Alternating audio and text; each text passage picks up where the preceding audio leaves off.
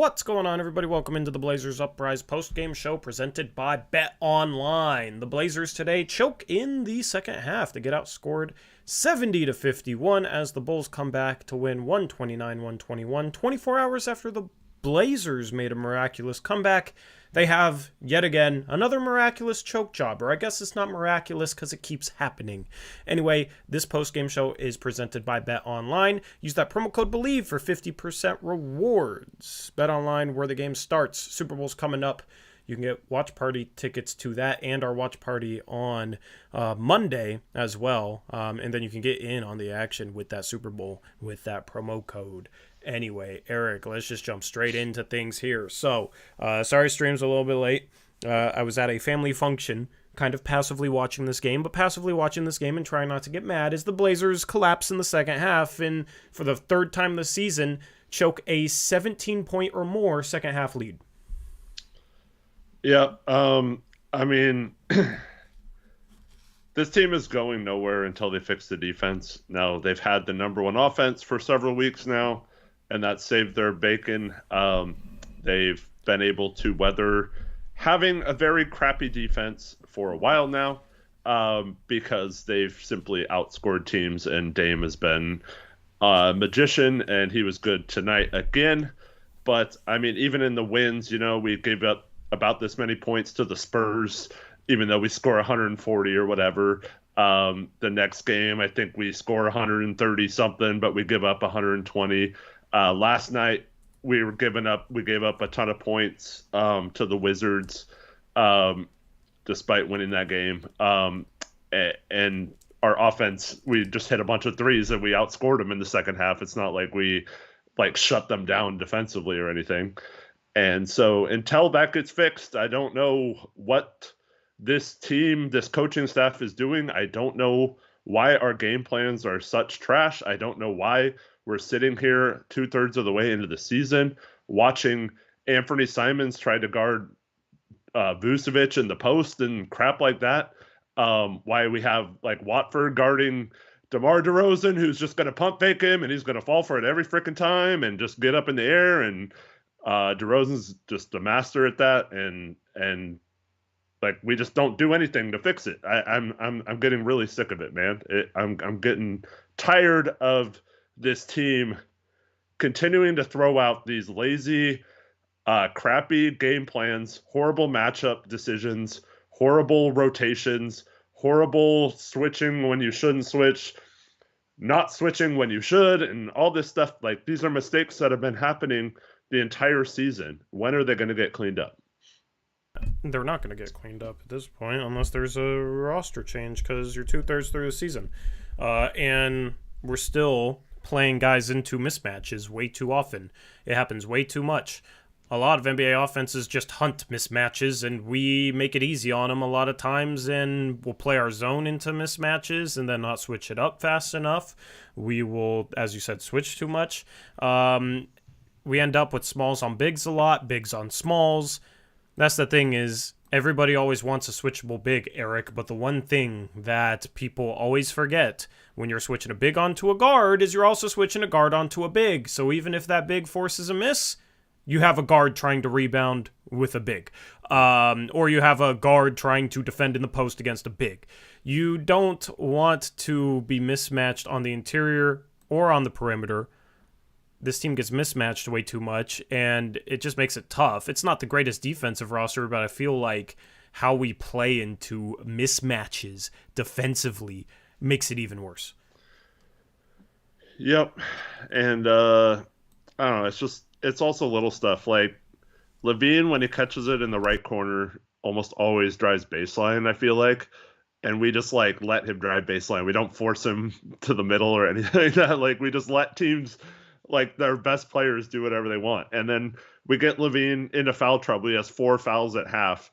Do we attack him off the dribble or post up whoever's guarding him, or send that guy to set a screen for Dame so Levine has to be the doubler so Dame can maybe attack him through a split and get him a cheap foul or something and get him out of the game? Nope. We just let him hide in the corner on Josh Hart and let him just get away with not having to play defense the whole second half and save all his energy for offense, and he killed us.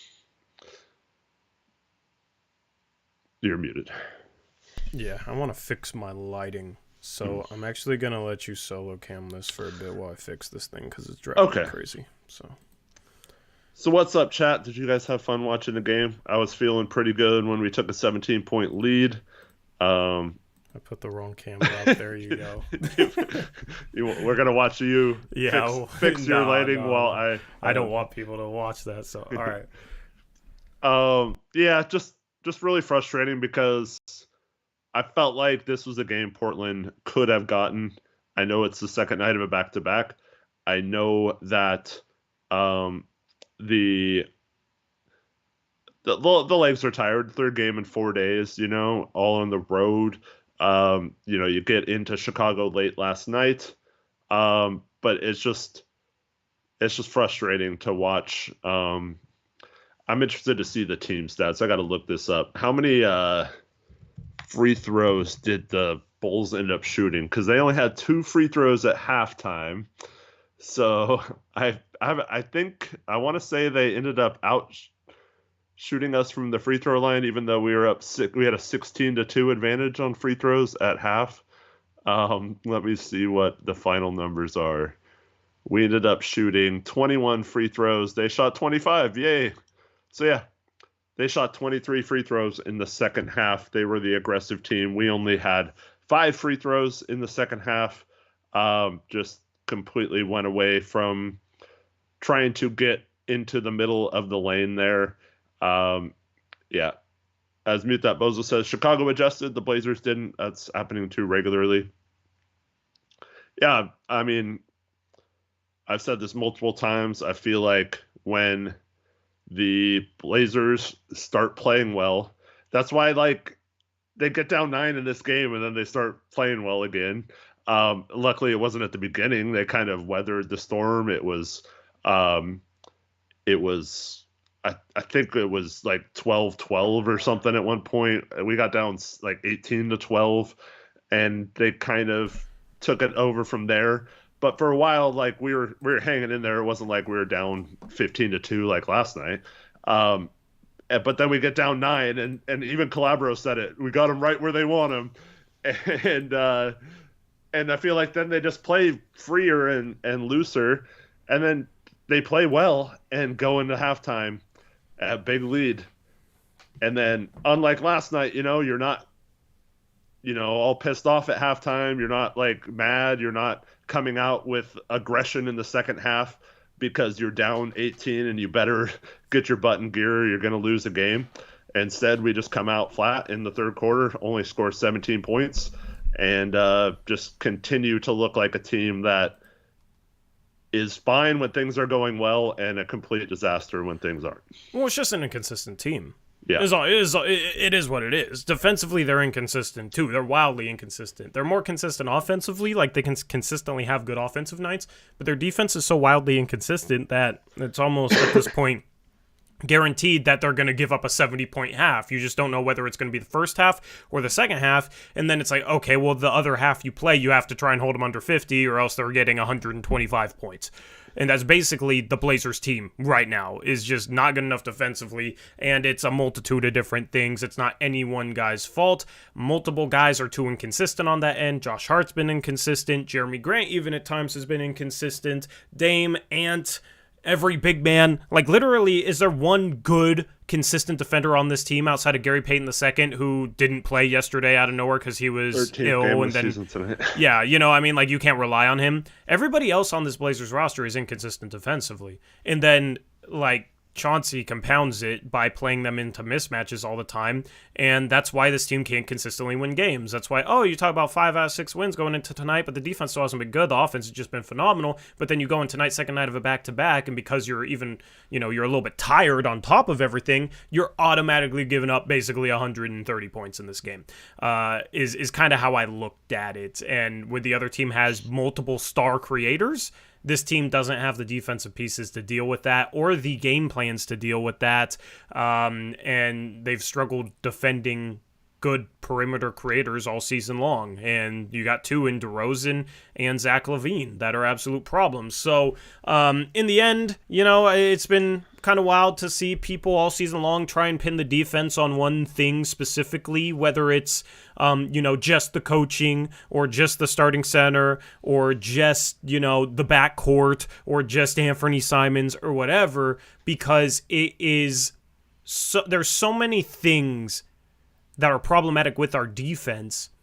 A lot of it starts with the fact that you can't rely on guys to defend night in, night out, plus, of course, the game planning. Nasir Little, we were hoping he took a jump to being a consistent defender. He had some good moments after returning from injury, then the past couple of games was terrible on the defensive end, right?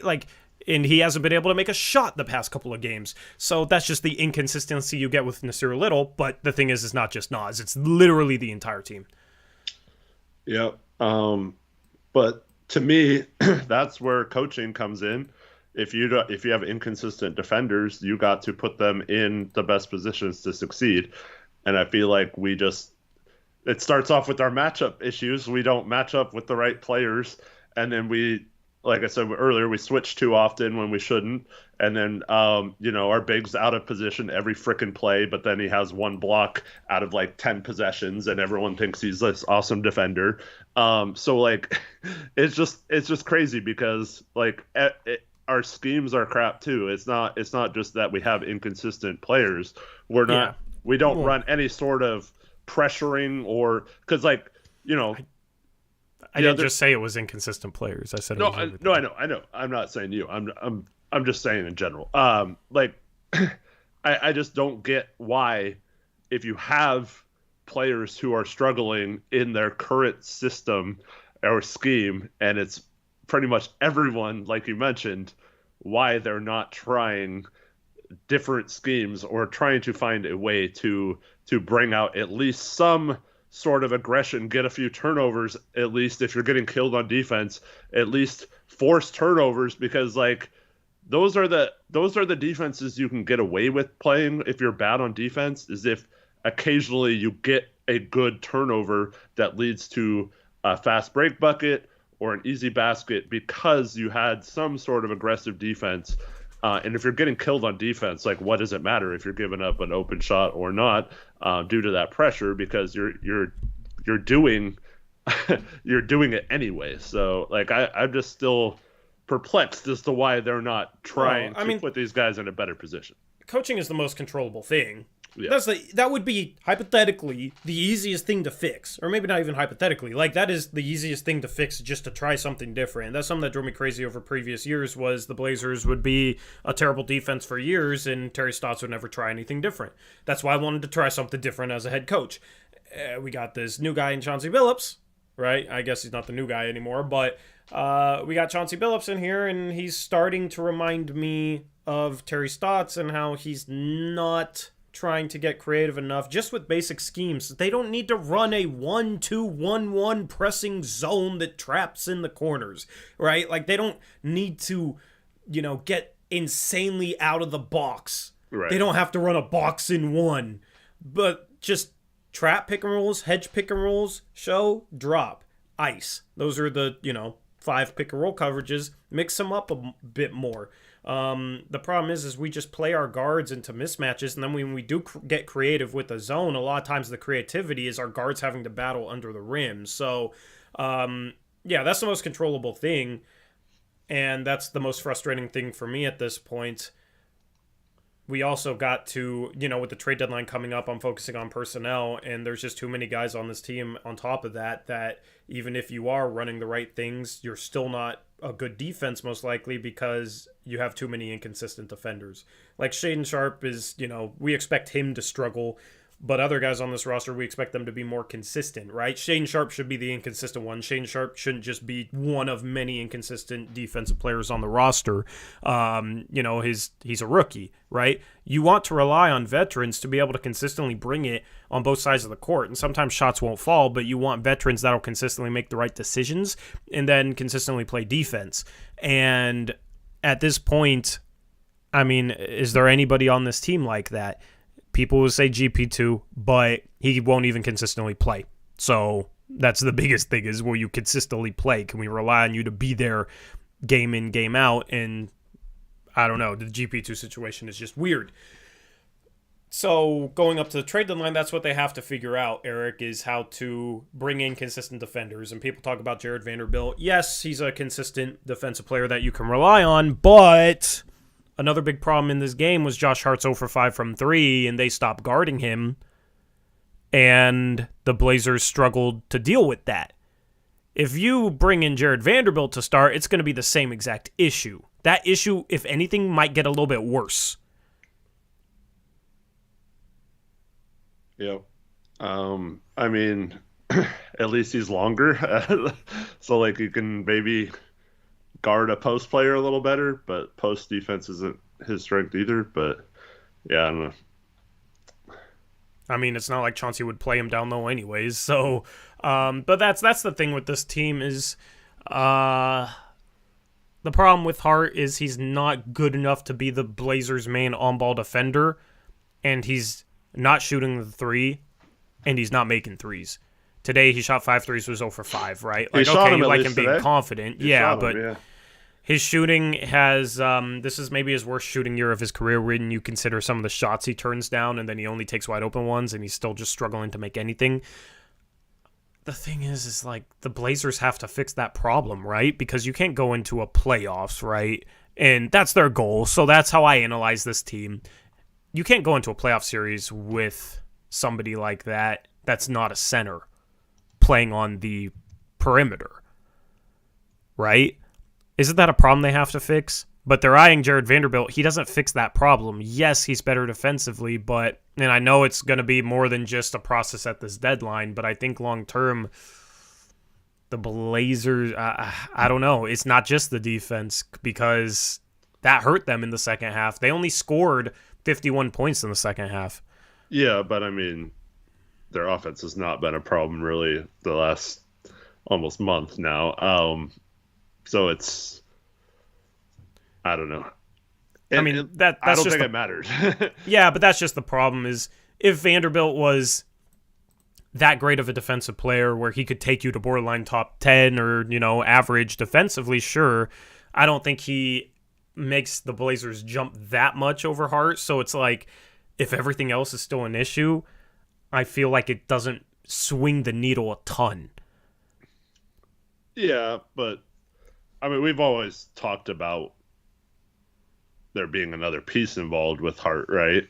If it's Hart, if we're not just swapping Josh out for Vando straight up, we're getting also another piece of the equation, hopefully. I just want a consistent two-way forward on this team. And Jeremy Grant was supposed to be that, and he's kind of misused, so it's not necessarily his fault, but, he's, I think, had a little bit of slippage in the past 2-3 weeks. And I think that coincides with the Blazers defense being a little bit worse. I want a consistent two-way player. And I'm not even asking for much. It's somebody that can consistently space the floor and knock down threes and somebody that can consistently defend on the ball. Yep.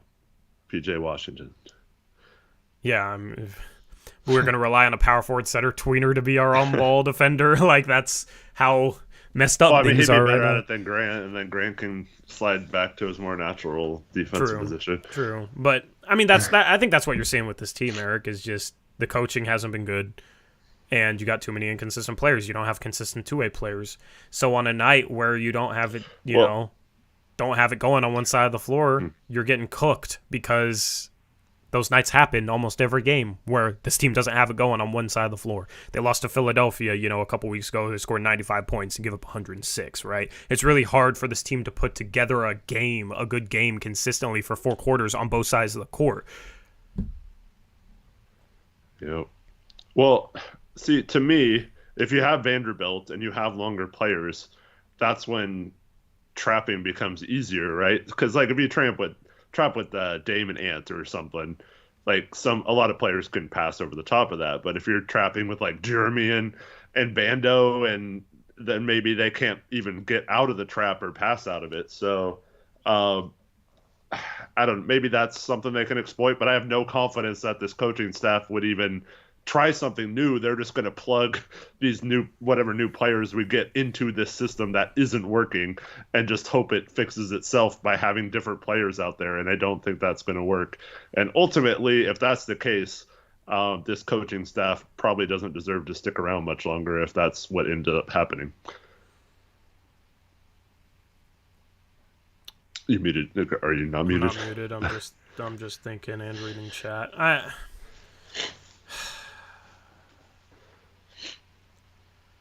I don't know, man. I don't know. He would have less of an excuse if he had a Vanderbilt out there. Because their excuse right now, you hear it every game from players, coaches, announcers. The length is a problem, right? The length, the athleticism of the other team, the quickness of the other team. That's all they frickin' talk about. Seemingly is the problem. We're undermatched on the front court or whatever.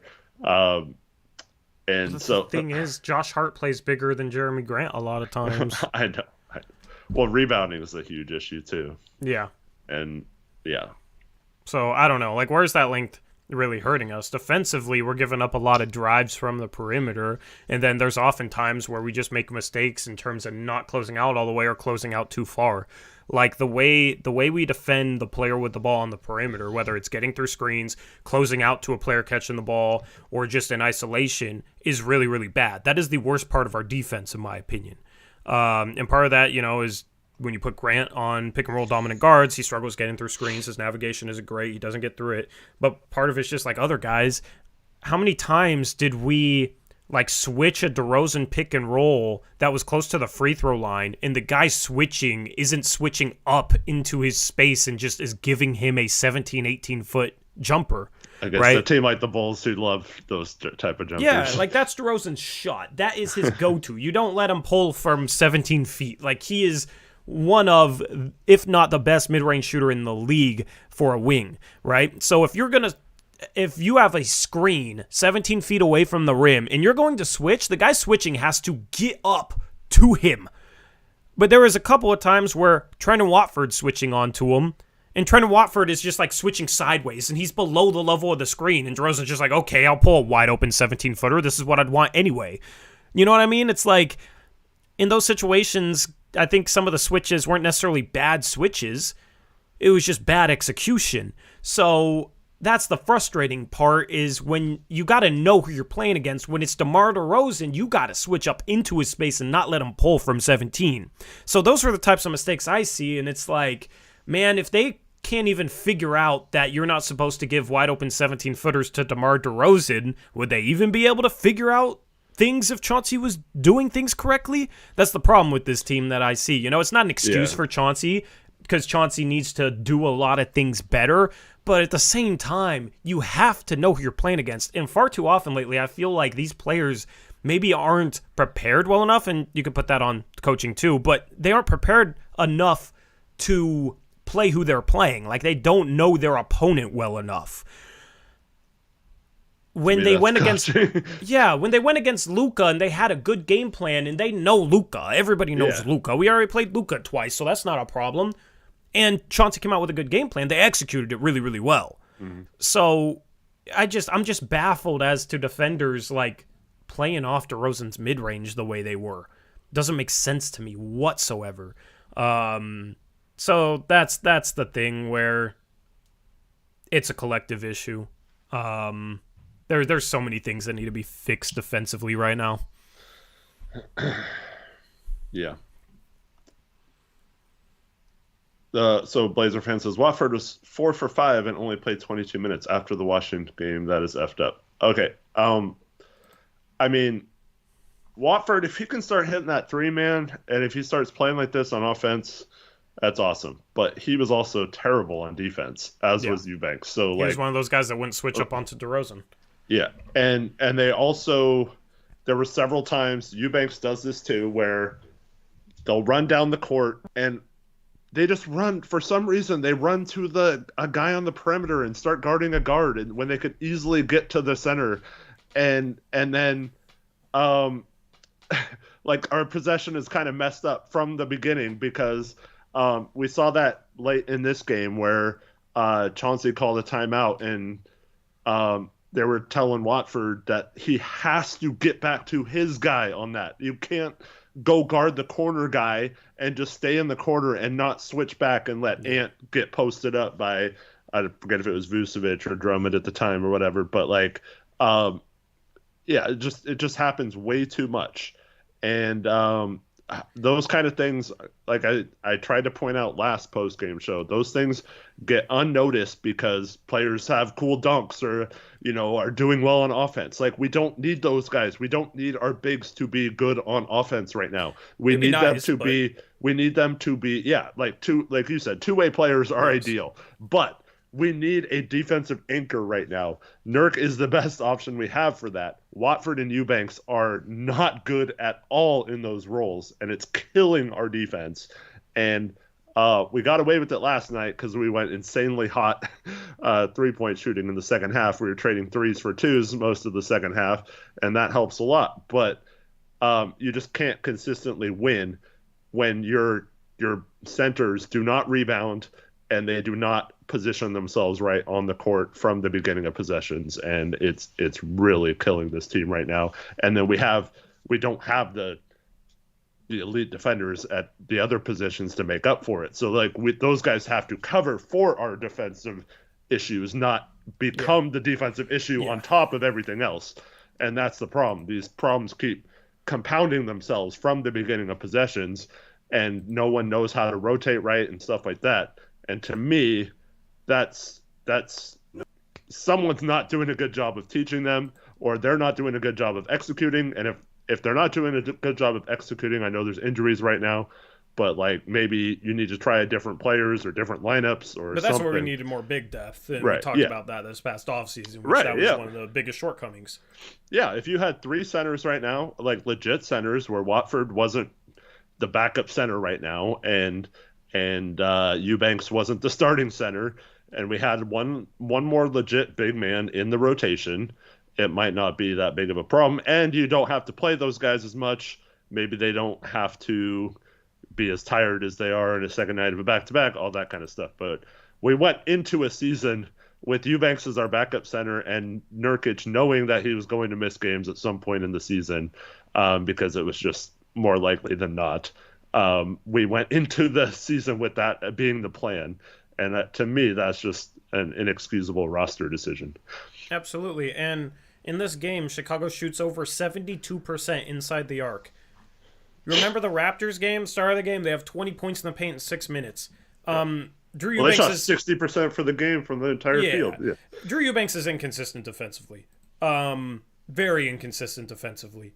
He'll have a good game here or there, but he has some really bad games as well. And, I know he's a bargain bin choice, whatever, so his standard is lower, his bar is lower, and people don't hold him to the same standard they do Yusuf Nurkic. But this defense is worse without Nurkic. I think it's pretty obvious, and it's worse around the rim. You give up, they shoot 36 for 54, I think it was. I forgot the numbers. 39 for 54 is what I had for them inside the arc, Eric. 39 for 54 is atrocious. Let me make sure I did my math right. No, 36 for 54 is what it was. So let me redo that. 36 divided by 54. Okay, they shot 67% inside the arc. That's still really bad. They made 48 field goals, 12 threes. They shot 46% from three, but only shot 26 of them. Only made 12. Like, okay, you'll kind of live with that, right? They didn't shoot a ton of them. They made a lot of them, but it's not like they had an 18, 19.3 3-point game like we've given up in the past. We got to do a better job not letting guys get to the rim, and then we need bigs that are helping at the right times, altering shots, staying home at the right times, and corralling rebounds. That has been my biggest criticism with the bigs on this roster, is far too often they're out of position. Far too often they'll chase a block and give up an offensive board. Far too often they'll just make silly mistakes, silly fouls, bite at pump fakes. That was a big problem with Trendon Watford today. And sure, it can be Nurkic at times, but man, it's the biggest problem for me with Eubanks and Watford on the defensive end. They're not good defensive bigs, blocks aside, They'll have good plays. They'll have plays that wow you. They'll have plays that stand out, that look really good, that look more athletic than maybe, a Yusuf Nurkic. But that's what I've been talking about all year is these guys just don't provide enough consistent resistance at the rim. So when you couple that with how bad we are defending at the ball, that's how you give up, 67% inside the arc and 46% from three. That's how you have these games where you give up 129 points to a below 500 team. Mm-hmm. And DJ Vegas says, to be fair, we didn't have that 15th roster spot to get another center. There weren't many options for the minimum either. Well, we actually signed another 6'2" guard to make that impossible to fill out the roster elsewhere. Yep. So that I'll point to that. Like, no matter how much you think Gary Payton should be helping this team or whatever, their decision was to add, when they knew we needed length and athleticism in the front court, they decided to add a 6'2" guard, using the one avenue we had to actually bring someone in, when there was like a big like Hartenstein on the market. I don't know if you would have signed here over New York, but just for example, like he had a tremendous year in terms of rim protection and defense last year on the Clippers. So it would have made more sense to use that avenue to sign someone like that. But and then, we're maybe sitting here at this point, if Hartenstein has a better year than he's had in New York for us, saying we can get rid of Nurk and maybe we have the replacements already on the roster and we could just get a backup center somewhere. But instead, now we have all these players and now everyone's saying, no, we don't have the length. Well, then why did we sign we signed a 6'2" guard and draft a 6'6" guard as well? Like we didn't really do anything to get more athletic other than Jeremy Grant. Yep. This team just doesn't have enough consistent rim protection plus on-ball defense. They just don't. They don't give up a ton of threes, believe it or not. Like this year on the season, I think they're pretty average defending the three-point line and pretty average defending the mid-range. I'll look it up. It's dunksandthrees.com is what I use. I use those stats for pregame previews as well. But as I look at this defensive shooting efficiency, the Blazers rank 15th in opponent rim efficiency. So that's actually not terrible. That's average. They rank 8th in opponent mid-range efficiency. They actually have slipped to 21st in opponent three-point efficiency, so they're struggling there. But here's what matters, Eric. They give up the 9th fewest threes. So, yeah, they might give up a decent percentage, but they don't give up a ton compared to the rest of the league, okay? But they give up the most shots at the rim. That is their biggest defensive problem, is they give up the most shots at the rim in the league.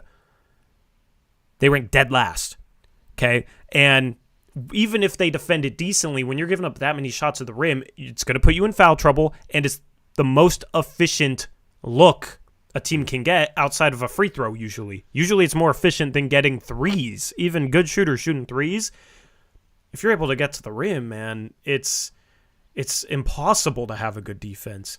And that's been the biggest problem for this team. And you look at this game and they shoot 67% inside the arc. I don't know what we got to do to fix that. I think, because that's the thing is if you switch up the matchups, right, and you put Dame or Ant on a guard instead of Jeremy Grant, I mean, guys are still probably getting to the rim at the same rate, right? Yeah, like, but at least you have your at least you have guys there to protect the rim. Yeah, but we gotta stop letting guys get to the rim so much. Mm-hmm. Yeah. I mean, what you have to do is force. I mean, unfortunately tonight, Io kills us hitting threes. But like Patrick Williams, for example, you have to live with him shooting threes. So you have to stop the other, because that's what teams do to us, right? They just leave Hart wide open and force him to shoot threes. And if he doesn't, the defense should be able to rotate back and get back in front of him before he gets to the rim. So like, we need to find a way to make the other team's worst player have the ball like teams do to us. But like I said, never seems to be our game plan, to be aggressive on their best players and make their worst players beat us. It's always, oh, just let their good players get whatever shot they want. And I don't feel like we do enough to take other teams out of the game plan to even for it to even matter that much. Yeah. I mean, where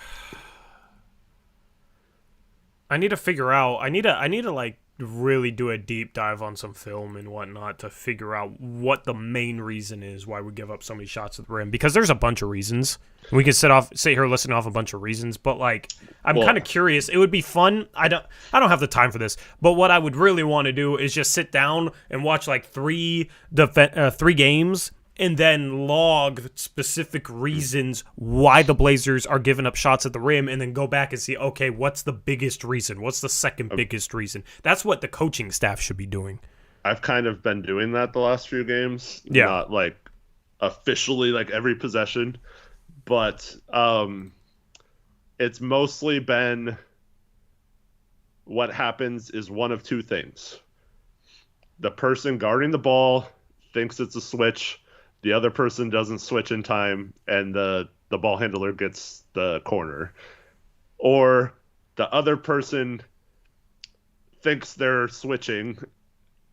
The person not guarding the ball thinks they're switching, and the person guarding the ball doesn't switch. So then two people go with them. They dump it off to the person the other person, and they have a line drive to the rim with no defender. So it's one of those two things. Do you think that's the main reason? Those are the main two reasons. And then when it's a big man involved, so I don't know what's happened with Eubanks.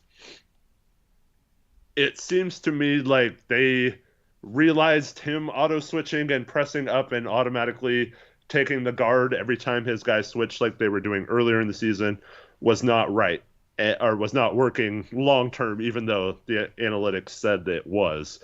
So he's been, and Watford's been doing the same thing. So it's obviously like a game plan thing, or it's just those guys just aren't positionally aware enough to do that. But what happens is their guy goes to screen, and they're not pressed up like you said, and they're not dropping either. They're kind of caught like halfway in between. So then all the guard has to do is take one dribble into them, and they have to commit, and their guy just rolls behind him, and they just throw it over his head, and there's no rim protection because that's, Anthony Dame or Hart back there, and that's all it takes. So like we have to commit to one or the other. They either need to hedge hard and recover, they need to switch, or they need to drop completely and just let that shooter take that shot without getting downhill towards the rim. But like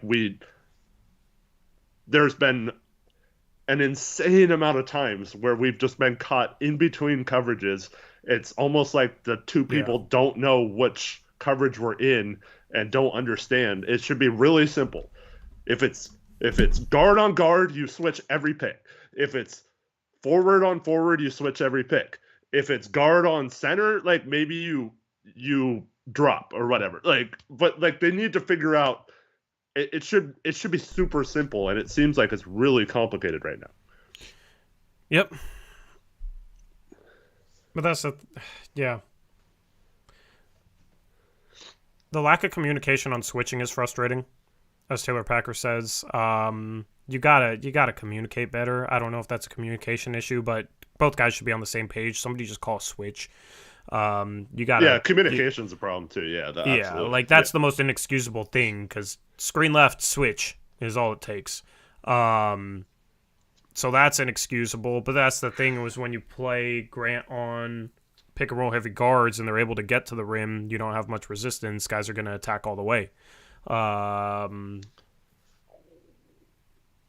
yeah, and then the rebounding's a problem, so that's another shot at the rim if it's a putback. But that's the thing, is like, yeah, we got to schematically do things better. I agree. You got to switch it up, because that's the thing. I don't even want to sit here and say specifically do this or that, because I don't know how well certain things might work. But you got to do something different, because it's been such a problem all season long, giving up a ton of shots at the rim. Yeah. And we defend other range. The thing is, we only give up an average percentage at the rim, but it's just because we give up so many shots there. So it's it's not even necessarily the rim protection or anything. It's not even the rim protection. You would think a team getting a lot of shots at the rim would be making a lot of them too, right?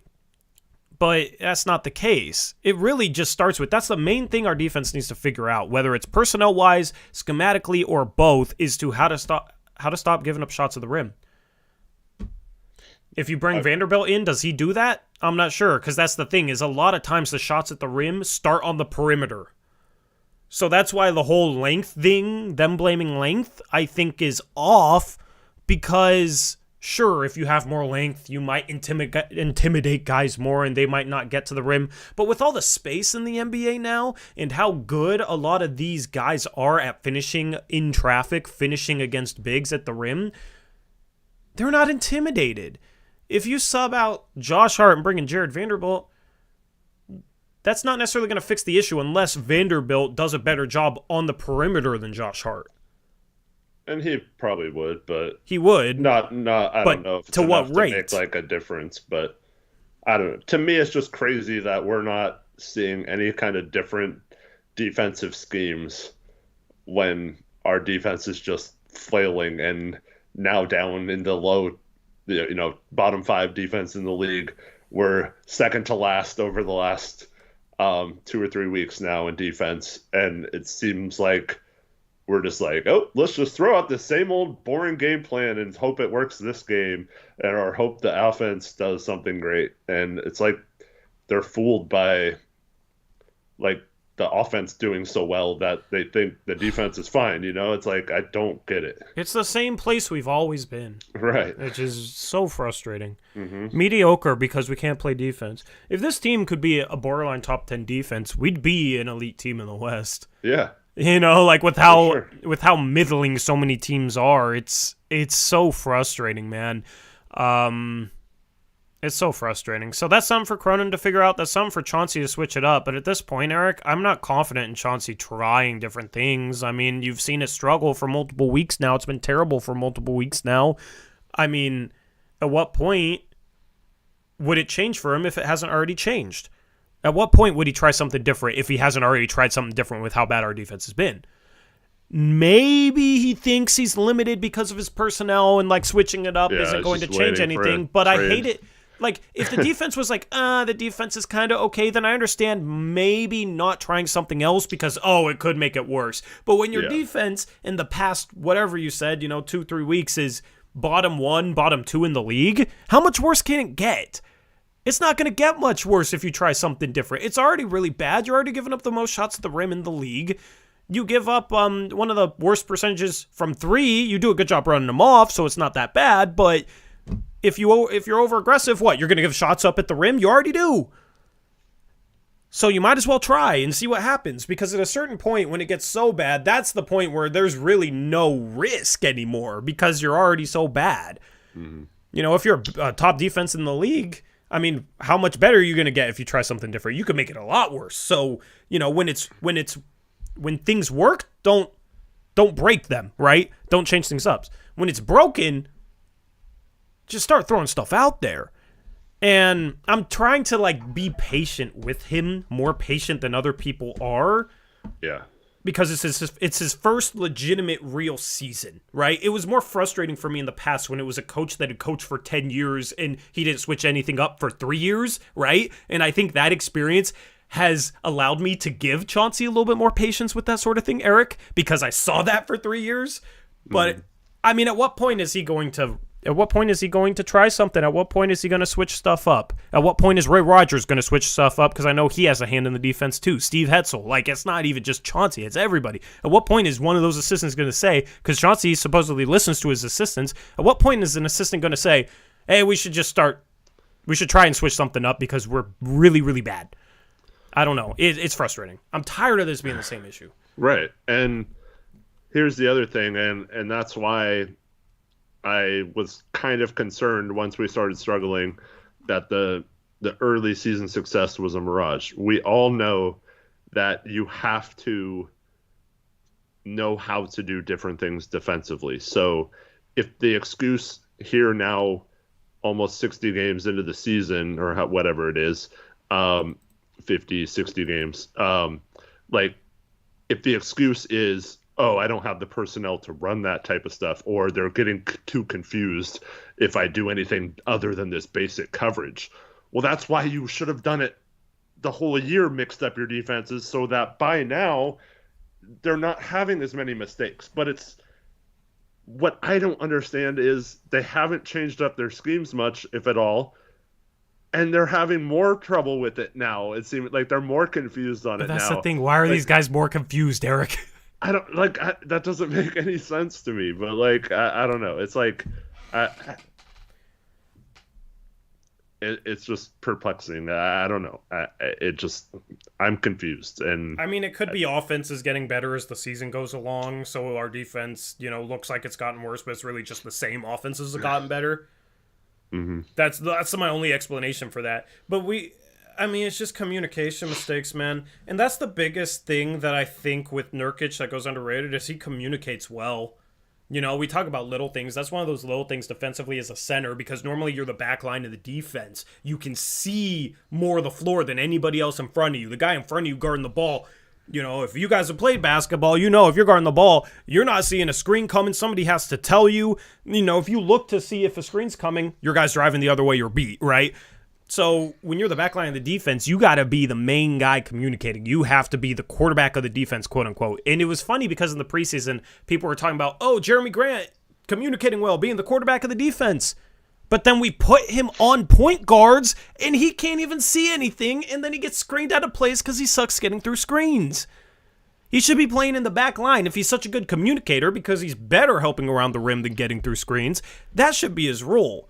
But that's the thing, I think, with Watford, more so than any of our other bigs. I feel like he doesn't communicate the best because I feel like there's a lot of mix-ups on screens that he defends.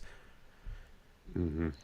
And that might be a thing with Eubanks too. I mean, I don't sit courtside, so I can't tell, but you got to communicate. But that's the frustrating thing, is we're talking about very basic stuff that this team seems to be struggling with. We're on game 50-something. We shouldn't be struggling with this at this point.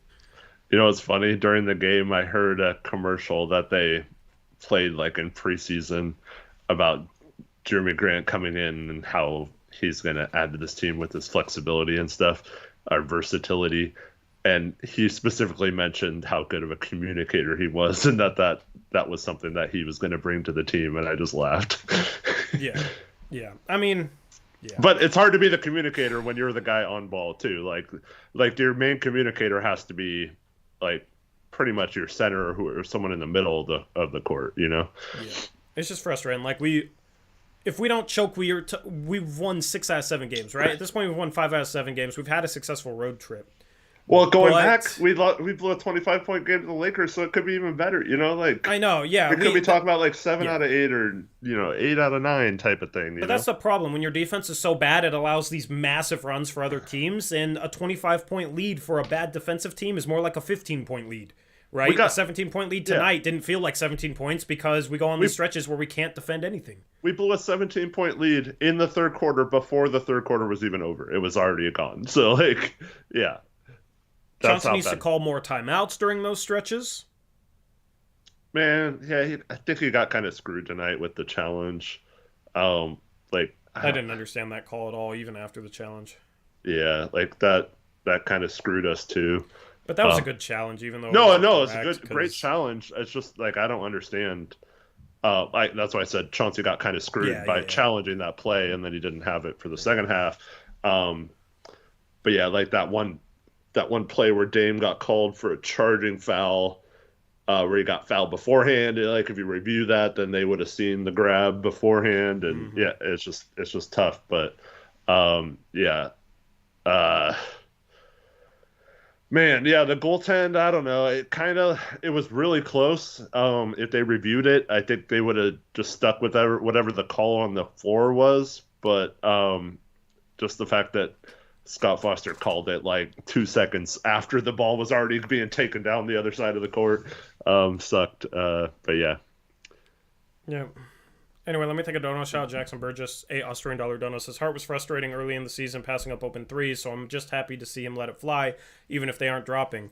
I mean, yeah, at some point you have to be confident no matter what the result, but he is in a shooting funk, whether it's him not shooting them or him just missing them. His three-point percentage on the season is what now, Eric? 31%? I don't know, but you can tell it's like messing with his head. And what was that?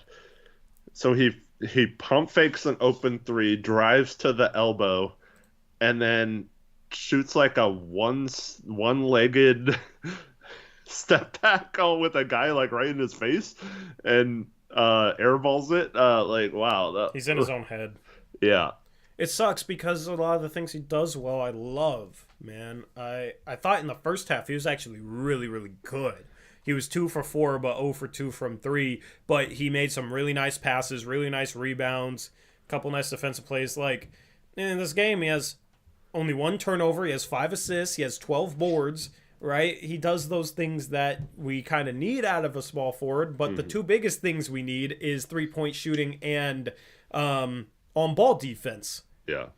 And, short roll playmaking. Like, those are the main 3 things, is like a guy being able to cut to the middle of the floor when Dame's trapped and make a play, being able to knock down a 3 and space the court, and being able to defend on the ball. Hart only does one of those things consistently, which is the cut into the middle of the key, like making a play when Dame gets trapped. It just sucks because he could be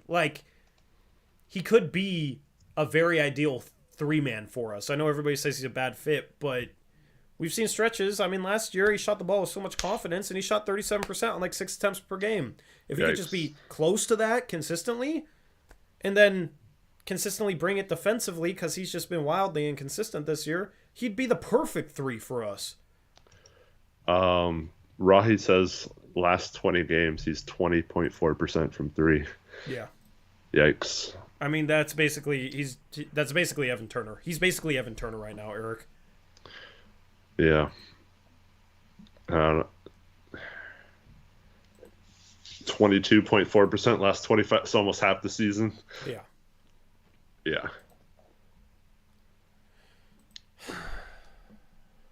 Yep. Yeah, maybe that stretch big Justice Winslow is better. Stretch big Justice Winslow? What? Fanspo, I think it calls him a stretch big. Oh, does it? Oh, yeah. That's funny. Yeah, not even close. That's what his label is on there. Call me Juicy says that who would have thought that Justice Winslow was a better shooter? Yeah, but the thing is, our offense has still been great even with all that. Imagine if he was knocking down threes. How could you guard this team? That's why I thought it was such a good adjustment last night to put him in the dunker spot right around the rim and not have that be an issue, and just space the floor with you space the floor with Ant and Grant in the 2 corners. And I mean, I don't know, if someone can look up Grant's 4th quarter shooting on the season, I swear to God he's shooting like 8% from 3 in the 4th quarter this season. Like, holy crap, dude! The dude cannot make a 3. It's not even close either. Airball's like, an open one. Airballs. Like, man, dude, I cannot believe how bad he gets shooting the ball in the 4th quarter. But I'll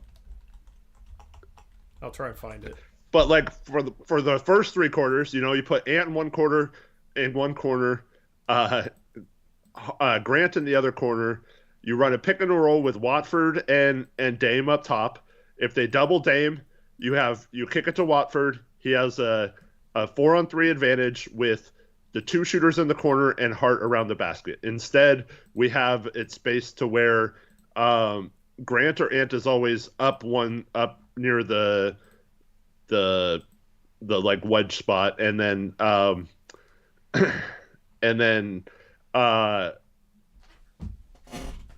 they always like overload one side, and that doesn't give them an advantage because one person can guard like 2 people on the perimeter, and then you kick it to the open guy, and it's always Hart in the other corner, and unfortunately it's just not good right now. I just don't understand. And in the second half, he cut twice off that, gets 2 dimes from Dame, I think both times, and lays it in.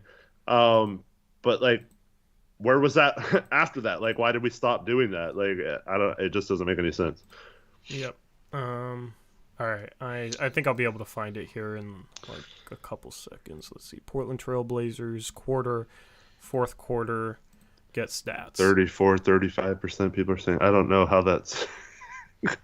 I don't know how that's possible. Maybe early in the season he was hitting fourth quarter threes. Yeah, 34%. But let's do it for like the last.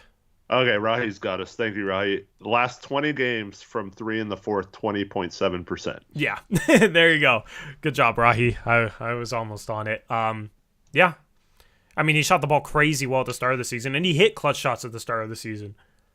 You know, he had that buzzer beater against Phoenix. He is so... That wasn't a 3, though. Yeah, I mean, still, but he was clutch. I don't even care. You know what I mean? He's airballing open threes, Eric. Yeah. He's shooting, I think he's still shooting over 40% from 3 on the season, so he's still, you know, a great shooting forward. That's airballing open threes in the fourth quarter and bricking every open 3 in the fourth quarter. I don't understand. Is it because he's tired?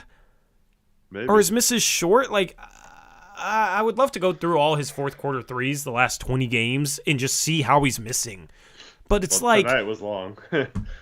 Yeah, you missed long. So if it was legs, you know, maybe he's trying to overcompensate.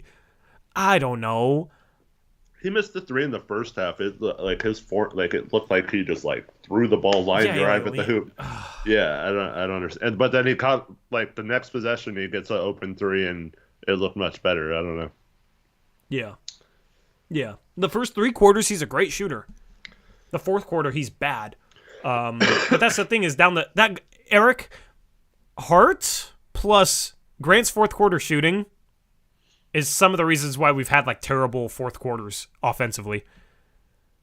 It basically becomes like Dame and Ant have to carry us. And in this game, like Dame and Ant carried us offensively. Ant was really good. Dame was great. Dame had 40 points on 21 shots. Ant had 27 points on 18 shots. Was 10 for 18, 5 for 12 from 3. Both guys combined for 10 assists and only 2 turnovers. And that's with Grant shooting 1 for 6 from 3 and Hart shooting 0 for 5 from 3. That's 1 for 11. But that's the thing with this team, Eric, is in the past they've had great offenses despite having very mediocre offensive forwards. Mm-hmm. And but people in the playoffs say, oh, well, they need that third guy to score in the playoffs. That's why they keep losing in the playoffs. I thought it was more so they're playing too much isolation basketball.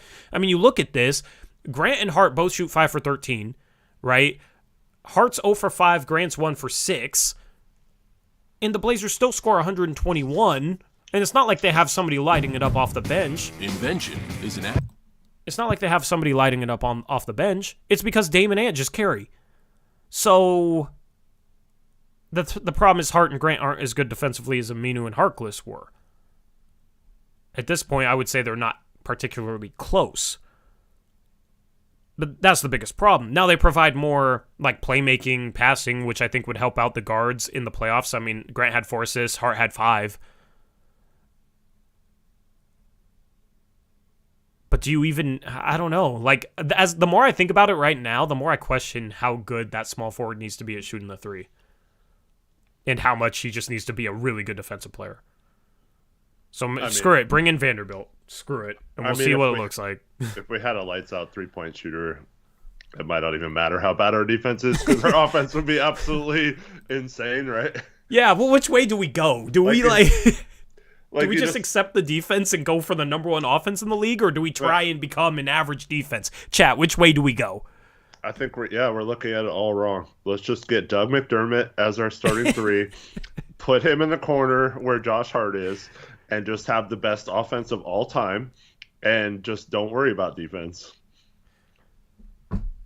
I mean, yeah, that's funny.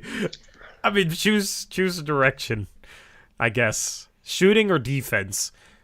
Because that's the problem. Is Hart just isn't good enough at either. That's the problem. Get Seth Curry and McDermott. There we go. You might as well start Seth Curry at the 3.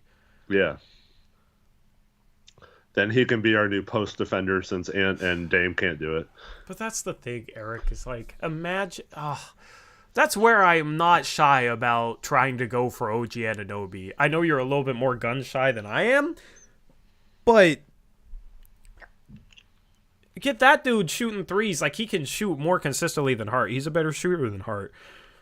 You get him the looks that Hart gets, or he draws the attention off the guards. How do you if you substitute OG Anunoby in, you're unguardable. It doesn't even matter who your center is, I don't think. You just want a center that can set good screens and like short roll playmake out of traps, which Nurkic does. But OG's fantastic defensively. Like, and that's where it comes back to, we need two-way players and we need a two-way 3-and-D forward. Mm-hmm.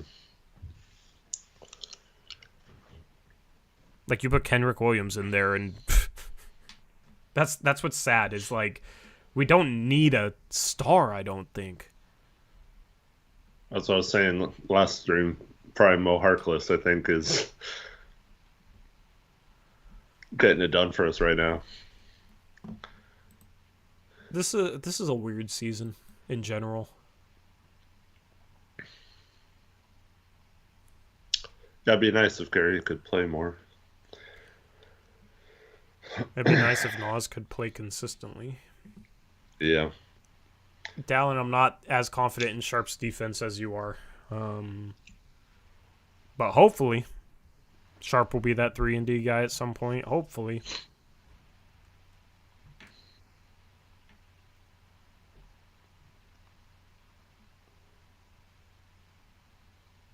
I'm just reading chat. Yeah. Well, that's a good segue into trade talk, maybe, if you do you have anything sick new of for talking. Yes. Well, I don't want to talk about this game or this team. Yeah. Well, I mean, the report today. Oh, well, it wasn't even like a legit report, but someone mentioned that. I think he's talking about Sharp. That it's possibly Nas we're gonna trade for Vando. Yeah, it's weird because a week ago, if they had a decision to trade Nas for like Cameron Johnson or someone like that, they probably would have said no, based on how high they were on Nas. So now if like a week later and like 3 games basically are like if our front office is that swayed by 3 games or whatever, like, and that's not like a complete process, that's like crazy, you know what I mean?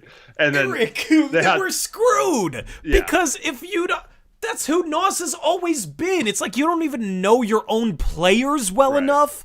Like I said after his hot shooting streak, like, hopefully he can keep this up. And people are like, you're a Nas hater, because all I've said for the past year is, like, I just need to see consistency out of him for more than 2, 3, 4 weeks, right? Like, I need to see him consistently have a good, third of a season or half the season, right? Then I'll start to buy into all the hype that everybody loves to throw his way whenever he's playing well. But that's the thing, is a lot of people are prisoner of the moment. If our front office is a prisoner of the moment with a dude that's always had these really good 5, 6, 7 game stretches and then had really bad 5, 6, 7 game stretches, if they are that swayed by that when that's who he's always been, then I'm not even concerned about who we get. I'm concerned that they don't even know who our own players are.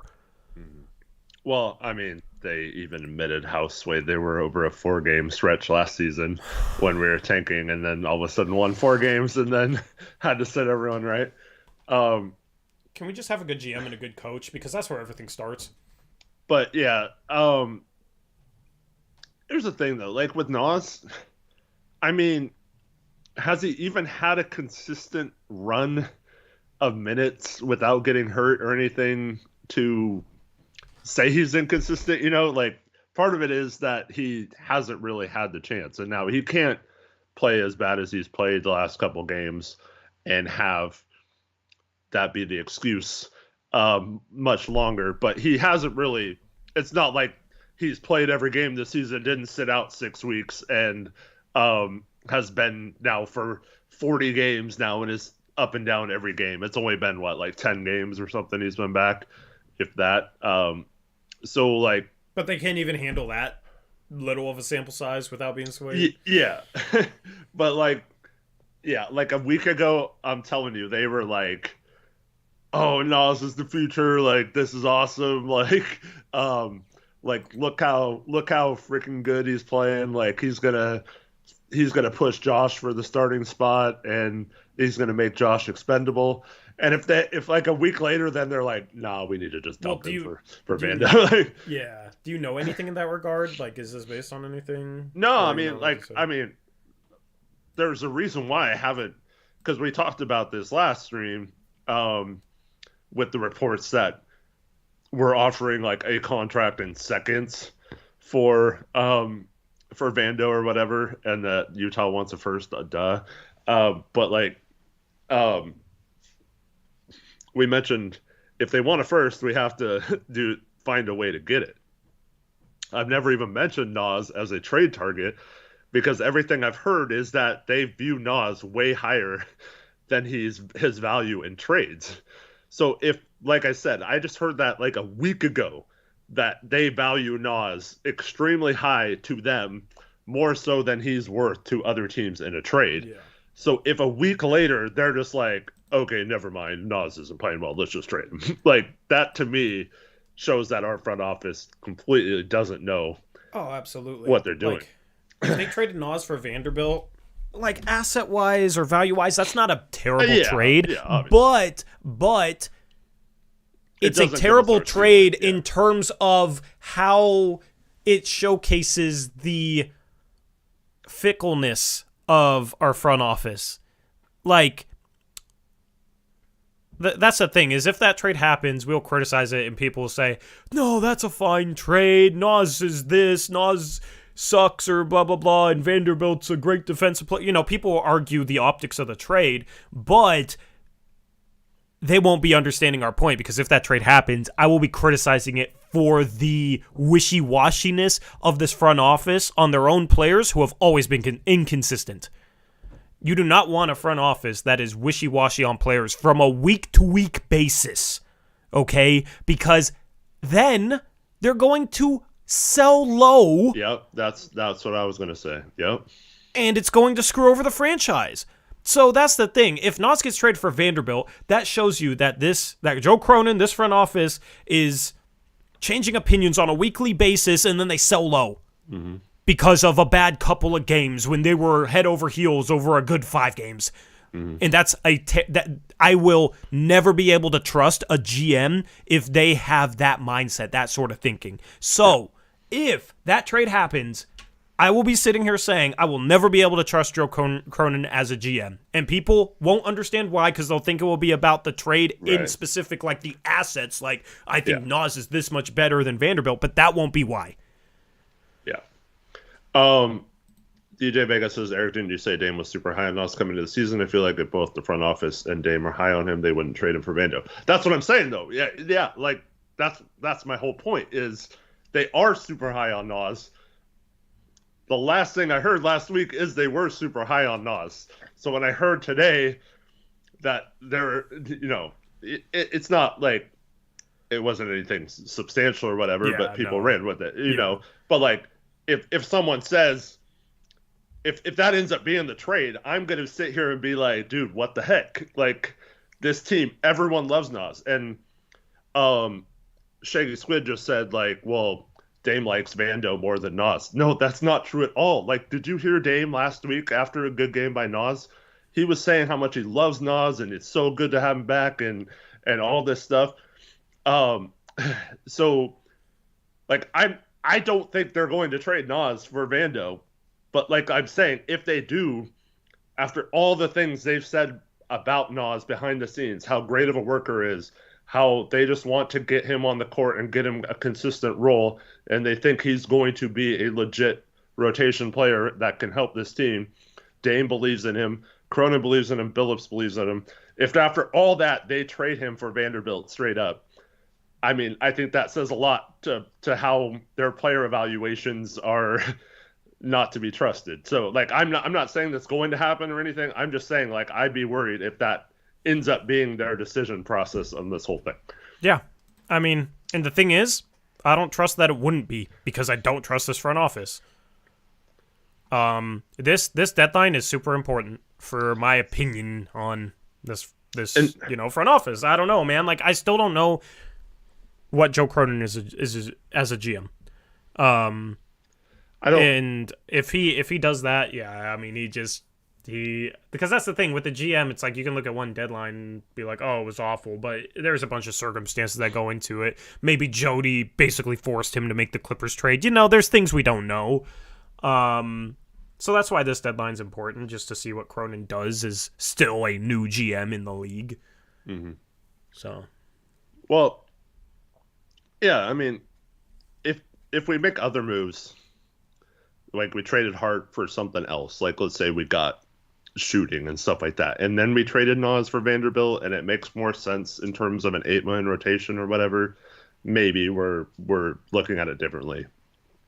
But if that's like our only move, so we keep Hart or something like that, our shooting is so bad. Like Nas, despite I mean, he's so inconsistent with the shot. Like he was just a few days ago, we were talking about over the last few weeks, he was leading the league in 3-point percentage, shooting 60% since he had been back. yeah. So What did I say? it's not a coincidence that Nas came back and the bench started playing better. That is absolutely due to him being able to space the floor a little bit with that second unit and allowing Anthony a little better lanes and things like that. Sharp all of a sudden gets it going again when Nas comes back. Like those things aren't coincidences. Nas is helping the spacing with that second unit. But if he continues to not make threes and throw up garbage and stuff like that, then it could swing back the other way to where teams will stop respecting him. But as of right now, they are still respecting his 3-point shot, and it is helping. Whereas Vanderbilt or Hart in the second unit doesn't help that at all. It actually probably creates more problems. So if we just trade Nas for Vanderbilt and don't address our shooting elsewhere, that's going to be a problem. Yep. And on top of that, like this is the only way I could justify Nas for Vando. Is you do that, you dump Greg Brown for like a second, or maybe you don't get anything. Maybe you get the rights to some player that'll never play in the NBA or something. And then you sign someone, get back to 14, duck the tax.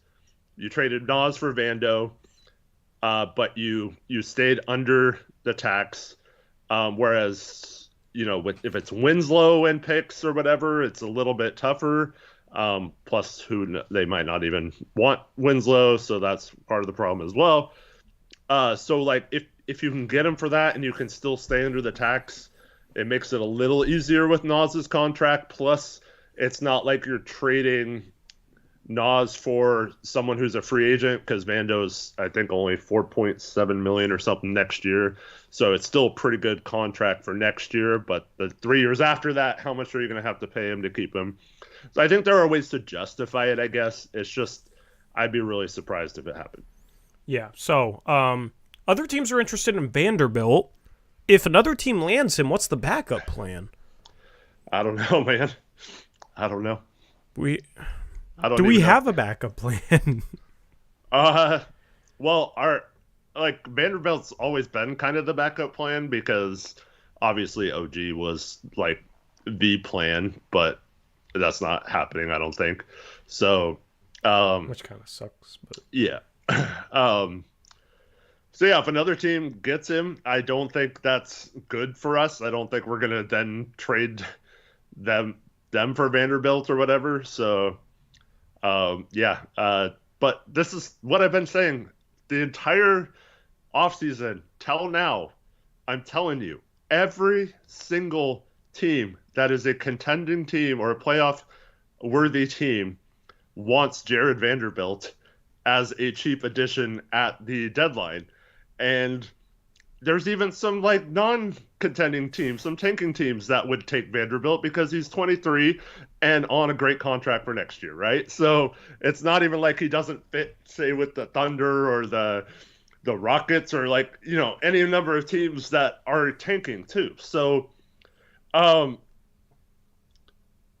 yes, the Blazers are the team that wants him the most, but if they're not willing to give that first round pick, there's going to be a team in the next 5 days that gives up that first round pick, even if it's a team like Boston or someone like that, where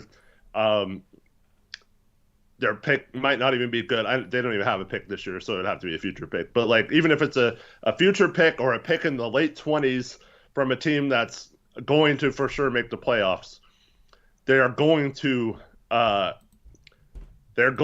get what they want. Because if they settle for 2 second-round picks or whatever the report was today that his value was, like that would just be unreal for me to think that Ainge has all these teams wanting him in a market where there aren't many good players available for championship teams, especially one that's only making $4 million, and he can't even get more than a couple seconds for that. I would like claim that I know very little about basketball if that's the case. Yeah. Because that just doesn't make sense at all. Like, why not just keep him and trade him at the draft or something?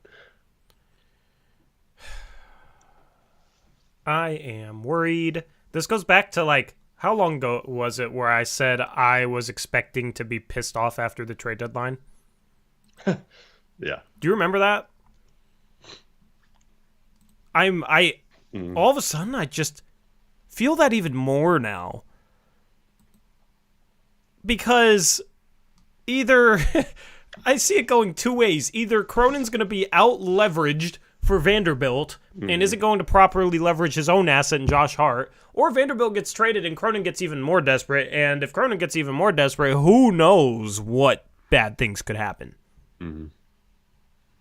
Or we just don't do anything, and I mean, everybody's all upset. But at this point, not doing anything isn't the worst option.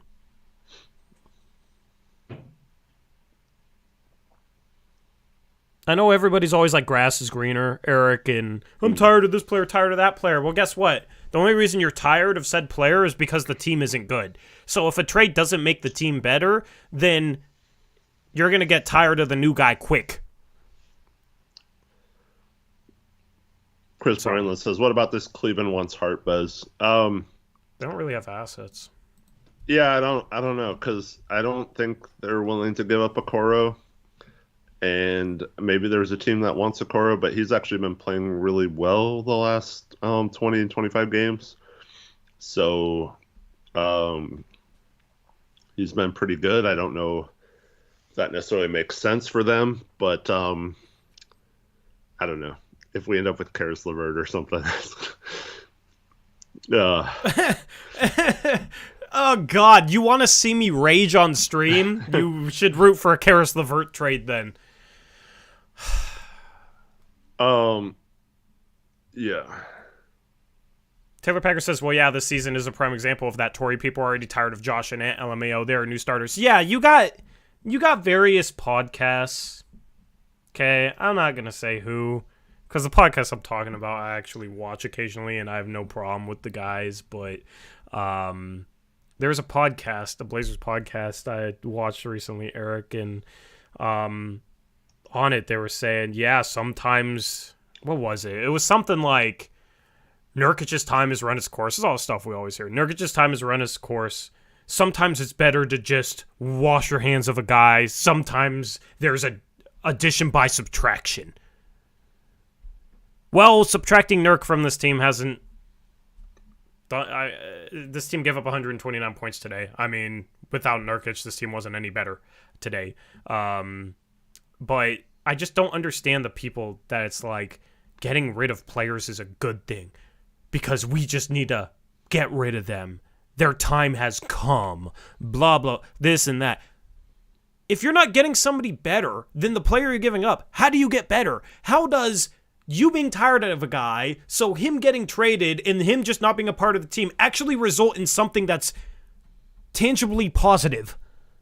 It doesn't make sense. It's basically emotional. It's basically you're frustrated with a guy, so you think, oh, we just got to get rid of him. But there's no logic behind that statement. How are we going to get better? Getting rid of guys you're tired of isn't going to make us better. We're not a better team without Yusuf Nurkic, Josh Hart, and Anthony Simons. Guess what? we're a lottery, like a bad tanking team. Maybe that's what people want, but if that's what you want, just say it. Just say, I want to trade everybody for Wembanyama. It's very unrealistic and never going to happen, but at least it makes some sort of sense. Mm-hmm. But yeah, like, you're tired of the team playing bad. If this team was first place in the West right now, you wouldn't be tired of anybody. Obviously, guys would be playing better, but you're tired. People are tired of the mediocrity is what they are. But they attribute that mediocrity to certain players and then think that getting rid of them will help us get out of mediocrity, and that's just truly not the case, because we just had this whole reshuffle and we're still mediocre. Yeah, well, Mark Stein came out today and said that Nurk was a negative asset, so that they were all tweeting confirmation bias stuff, like, this confirms what I've been saying, and then another person was talking about adding assets to Nurk to get rid of him, and yeah, I saw that today. What the hell was that accomplishing? Like, yeah, so not only do we need to get rid of Nurk, but we also have to add assets to get rid of him. And so how does that make us better exactly? I just don't understand, man. But yeah. But this is like what Tori and I have been saying, and we get accused of being like over the top Nurkic lovers, whatever. But like, it doesn't make sense to trade Nurk if you have to pay to get rid of him. What is it now? It's February 3rd. We signed him, July 1st? So that's July, August, September, October, November, December, January. So we're talking 7 months ago we signed him. 7 months ago you signed, like, the GM. This is not O'Shea. This is Joe Cronin signed him 7 months ago. And where's the criticism for him in signing that contract if it's so bad? A negative asset contract. This is the crap that we all knew wasn't true last year. If you were paying attention, like, Powell wasn't on a negative contract. Rocco was not on a negative contract. CJ wasn't on a negative contract. Two of those three players got signed to extensions for the same amount for more years. So how is that like how is that a negative contract? Those teams valued them enough to sign them for more years at that money. Like, it just doesn't make sense. These people don't learn from the past. But like, if you seriously, like, so with Nurkic, okay, this is the problem. And this is part of the problem with trading CJ. There aren't enough teams that need Nurkic, because like most of the contending teams do not need a center. Yeah. But if they did, how are we getting a center then? Like, we're trading a team that needs a center for not a center, right? So even if you could get value for him, it's not that it's a negative contract. It's that Nurkic doesn't make sense for rebuilding teams on that contract, and none of the contending teams need him or have a center they want to swap out for him that's of equal value. So the problem is, it's not a negative contract, it's that it doesn't make sense to trade him, and those people think we have to trade him, therefore it's a negative asset and we have to pay to get rid of him. But what does paying to get rid of him do either? That just makes us have no assets. We like, let's say we give up a first or two firsts for Jakob Poeltl or something like that, right? So he wants more than Nurkic, by the way. Yeah, so we're gonna pay him next summer, and he'll be a negative contract, and we'll still suck. Well, I mean, even if he's better than Nurkic, like, the assets we had to give up to get him make us so where we can't improve our team that much. So we got slightly better with Poeltl, and we upgraded from Nurkic. Best case scenario, he's, a slight upgrade, right? And then we have a more consistent center that doesn't have any down periods, which isn't even true of Poeltl either. Yeah. But people just imagine that having a different center means consistent automatically. So like that, this is where I don't understand, man. It's just I don't get why like everything has to be do this, do that. We have the contracts to make a big all-in move if that's what it takes. And Nurkic would probably be involved with that based on his contract being, half of a max contract or whatever. So that's the easiest way to get there. But like, I don't know, just trading him to trade him just does not make sense, man. Yeah, I mean, and sure, I'm sure the Blazers would love to upgrade the center spot, but like they're not gonna. Well, I'm knock on wood. They're not gonna be stupid to just like pay to get rid of him just so they can hopefully get a better center next summer or something like that with no plan. Like that's just horrible. GMing. I mean, worst case scenario is they buy into the hype that Eubanks is just as good, quote unquote. Right. That's honestly my biggest worry is something that dumb. Because I think Eubanks is just as, if not more, inconsistent. Mm-hmm. Because his downside is giving up 20 points in the paint, 6 assists to Toronto level defense. Like he's defensively all over the map from game to game. Nurkic, at the very least, is in the right position a lot of times. Mm-hmm. He's more consistent with his positioning. Now there's other things that Eubanks might do better defensively, more mobile, whatever. But Chauncey doesn't trust him to trap or run anything. And we had conversations in the past like, well, maybe he's auto-switching because Chauncey doesn't trust him to run any other scheme defensively, right? So, I don't know in regards to the center spot and the Blazers thinking if they're shopping Nurkic. All I know is what you said. I don't see them getting a better center unless they give up, assets that aren't worth giving up. It's not worth giving up a first or two on top of Nurkic to get Jakob Poeltl. We have many other problems that we've talked about elsewhere on the roster. The biggest problem at this point is our starting small forward spot. That's a bigger problem than our starting center spot. And it's not even purely a problem where I'm sitting here saying we got to get rid of Josh Hart.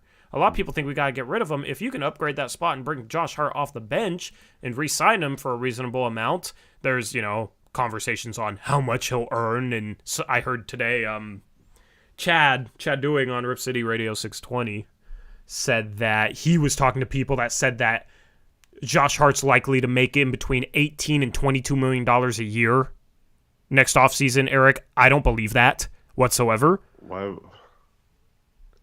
First of all, most rebuilding teams are the teams that have cap space. Yep. There's not a rebuilding team that's going to give Josh Hart $20 million. And second of all, yeah, that leaves like one or two teams at most that would pay him, but they're going to be going after other free agents first. And then that leaves basically the MLE.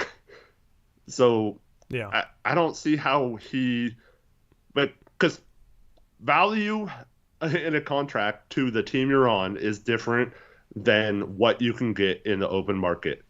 And in the open market, even if a lot of teams have cap space, I don't see how many teams can even offer more than whatever the MLE ends up being, like around 11 million or whatever. So like that's kind of the cap, and like maybe you get one team willing to do that, and that's all it takes, I guess. But like it's really hard to find a team that not only has cap space but will then waste that caps, or not wasted, but then that will be looking to spend their cap space on Josh Hart. And that's one of the reasons why he's valuable in a trade, is because you can pay him that as with your bird rights and not have that affect your mid-level exception and all that stuff. So if he's still on the team, you can still sign him for more than that. But yeah, a team like take the Cavs, for example, right? They're going to be a tax team next year, most likely.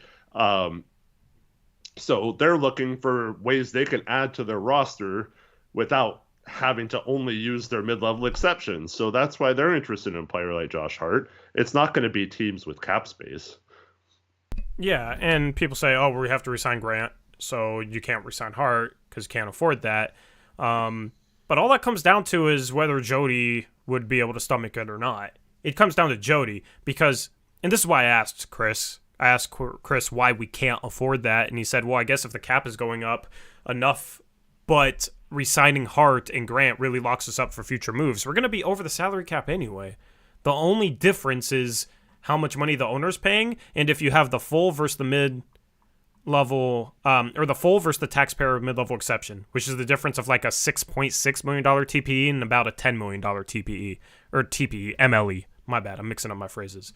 But that's the thing is, there's teams that are like $40 million into the luxury tax, and they're just paying it. No problem. But that's the thing is, it comes down to Jody, right? Like, I don't think you give up Hart just to have a bigger MLE. I mean, look at how our last full MLE signing is going with Gary Payton II, right? A lot of guys don't pan out. A lot of MLE signings don't pan out. So that's the thing is Jody probably doesn't want to pay Grant and Hart, but it's not a situation where the Blazers have to trade him or else they're locked up in terms of future moves. Their future moves are relatively the same. They have a mid-level exception. They have trades. Mm-hmm. They're not going to sign and trade They're not going to sign and trade for anyone anyway. That's another thing that the hard cap gets put in place for, is if you sign and trade for a free agent, you get a hard cap put in place. So we're not going to do that. The differences aren't much in terms of our available moves. The only thing that matters is, does Jody want to pay? The other thing is, will Jody sell at some point, or when is she going to sell? You know, it's the ownership. Mm-hmm. But that's what starts at the top, Eric, is like the GM, the coach is under the ownership. So I hope to see a new owner soon, because I have the feeling that this next offseason I'm going to be saying we need a new coach and a new GM. Mm-hmm. At that point, you probably need a new owner. I mean, we do need a new one. Yeah. But, I mean, we're a game under 500 now after getting to 500. We play the Bucks and the Warriors before the trade deadline. So you gotta win both of those games to be over 500. So once again, looking at it from Jody's point of view, would you, if Cronin came to you at the deadline and was like, hey, we can get Jared Vanderbilt, but we have to go in the tax, I'd be like, no, F you. You guys are under 500. You told me you got Jeremy Grant and Josh Hart, and you re-signed Nurkic and Ant, and you were going to be good this year, and then you got off to a good start. Like, what's going on? Like, why are you guys sucking so bad? Do better at your job, and I'll do the tax or whatever. Like, that's how I would look at it. So, like, next year, maybe you can do that, but she's like, especially if I'm going in the tax next year to re-sign these guys, like, why would I give you that option this year? So, like, I don't really blame her for that so far, because can you imagine having to pay the tax all these years, the last couple of years, after being like such a crappy team? Like, that would be even worse for Jody, right? So I get that she's cheap, but so far she hasn't had a reason to be like, oh, she's holding the team back from going to the tax, so that's why we suck or whatever. But basically my point is, if Jody was willing to, pay for Grant and Josh Hart, we'd have no reason why we have to trade Josh Hart, because we need to fix the starting small forward spot, but there's no reason why Josh Hart couldn't be a really good player off the bench. Mm-hmm. So we talk about his fit and his struggles with this, his struggles with that, his upcoming free agency, all being a problem. But outside of Jody, everything else, like his fit off the bench, I think would be really good. I would love Josh Hart as a bench player. Yeah. Well, the problem is we just don't have assets in order to get the other things. This comes back to the Gary Payton signing for me, because if you're Joe Cronin, I was the first person to say this, so this is nothing new. We got a ton of heat for questioning this signing too. I was the first person who said, after everyone last year was saying we weren't going to the tax last year because we were going to the tax this year, that watch, they're going to duck the tax. They're going to find a way to duck the tax this summer and be cheap again, right? Cronin obviously knew that. Like, that's obviously the case right now, right? We do not want to be a tax team this year.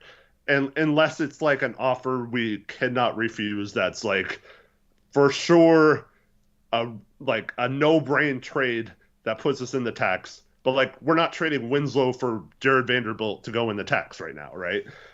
So the thing is, though, Cronin had to have known that, right?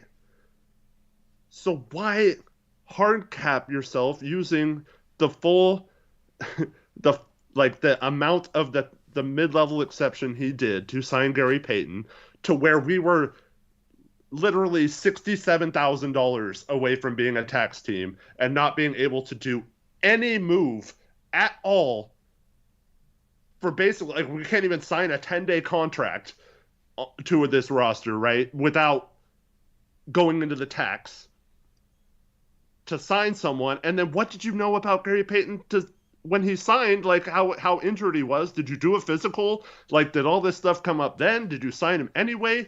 Were you not able to get maybe a little bit of a discount because he was hurt or something that made it so you could sign another minimum contract to the roster eventually? So, but like, this roster flexibility, but like, that's the difference between being able to trade a lesser contract or using a trade exception for Vanderbilt and not having to give Utah a contract back, or like bringing in a Daniel Gafford, getting Washington under the tax, giving them everything they need, and you give them a couple seconds, or maybe like we could have gotten Rui without having to give Washington back a contract, and then our offer looks better than them having to take back none or whatever, and they get under the tax completely and don't have to worry about it at all. So like, there's so much flexibility that Joe Cronin ruined, knowing he was going to have to stay out of the tax and making it so he went right up against that tax line, making it his job much tougher when it comes to making trades now before the deadline. So I'm not saying we shouldn't have signed Gary Payton or whatever. Obviously I could see the vision of that move, and then on top of all of that, talk about how this roster lacks length and stuff like that, when you specifically, all your moves this summer outside of Jeremy Grant were getting more smaller players or guys who were guards or whatever. So like, I just don't understand Cronin's line of thinking if he knew that the tax thing was going to be an issue all year. Yeah, I mean, at the deadline last year, he talked about balancing the roster more in terms of length. He legitimately said something about, we see the team being more balanced in terms of size and length. Okay, let's go into free agency and sign a 6'2 guard and draft a 6'5 guard, and, let's just run back the small thing, okay? And then, now we're sitting here at midseason, we just don't have length. What do you mean? You complained about that last year, didn't address it, and now you're complaining about it again. So what's the freaking plan? Like, that's my biggest problem with this front office right now. I don't think they necessarily have a plan. And everybody's like, see, them not having big depth and not having length this season is fine because they realize it's a problem and Olshey never did. And they said it was going to take multiple years. So, it's fine that they have no length after they talked about how they have no length. And now that they're talking about having no length. Literally, Cronin went out here, said what he thought a problem was, did nothing to address it, and then gave himself an out by saying, it's a multi-year process. We got multiple years to figure this out. So DJ Vegas says, I think they do have a plan. The plan just doesn't include being legit contenders this season. So I don't know. Like, what do you think their plan is then? Okay, long term. Let's just say that's correct, right? Do you think Dame thinks that way right now? Do you think Dame is sitting there thinking, no, it's okay, we don't want to be contenders this year, where it's okay just waiting another year to be contenders? Dame's not thinking that. Yeah. Yeah. But I mean, if that's your plan, why sign GP2 then? you would have more flexibility to make moves to help the future without GP2 on the team right now if you had $8 million below the luxury tax. Shoot, we could have freaking traded for Rui, giving up 2 seconds if we never signed GP2. And he's a young player. Yeah, he's a free agent, but that could have been building for the future, whatever. If we're building for the future, his moves haven't made sense. Or the GP2 signing, for the most part, doesn't make sense. Because even if you're building for the future, again, Jeremy Grant makes sense for what we gave up for him. The GP2 signing said to me, okay, we're trying to win this year by getting the best defensive player possible, and we don't truly believe that length was a problem like we said it was. And now that's what they're falling back on, was length is a problem. It's not consistent. There's no consistency to this front office. And if what you said about, we talked about the Nas thing, if they're not consistent with their evaluations on him on a week-to-week basis, and they're not consistent with what they see this season being, because I think signing GP2 was a win-now move, not a move looking towards the future, but now this whole season they're just sitting back like, oh, whatever, we're not worried about this year because we're worried about future years. That's not consistent. There's no consistency there. But here's why I'm really worried about them not having a plan, because right now their plan, Eric, one of their plans got dashed. Their other plan is Jared Vanderbilt. Half the league wants him. If you don't get Jared Vanderbilt, what are we doing? Like, what next then? You keep Hart, or you give him away for nothing, which doesn't help our lack of assets, which started by giving up Norman Powell and Robert Covington for nothing. We got Winslow and first-round value Keon Johnson, who now has no value. So we have a lack of assets. So what? If you don't get Jared Vanderbilt, what's the plan then? You got to bring back Hart and Jeremy Grant? Is Jody going to want to do that? Probably not. Right? So what? You're going to trade Hart for nothing? Or maybe get a first back? The thing is, if they could get a first back, they'd probably get Jared Vanderbilt. So if this Jared Vanderbilt thing doesn't go down, I have no confidence for them being able to figure anything out in the next year. We're not going to have free agent money this offseason. We're going to have to re-sign Grant. That's going to be worrisome. If we don't trade for Vanderbilt, I mean, Hart might be here after the deadline. Then we have to worry about trying to keep him. And basically, it's how can we keep the team that was 500 last year?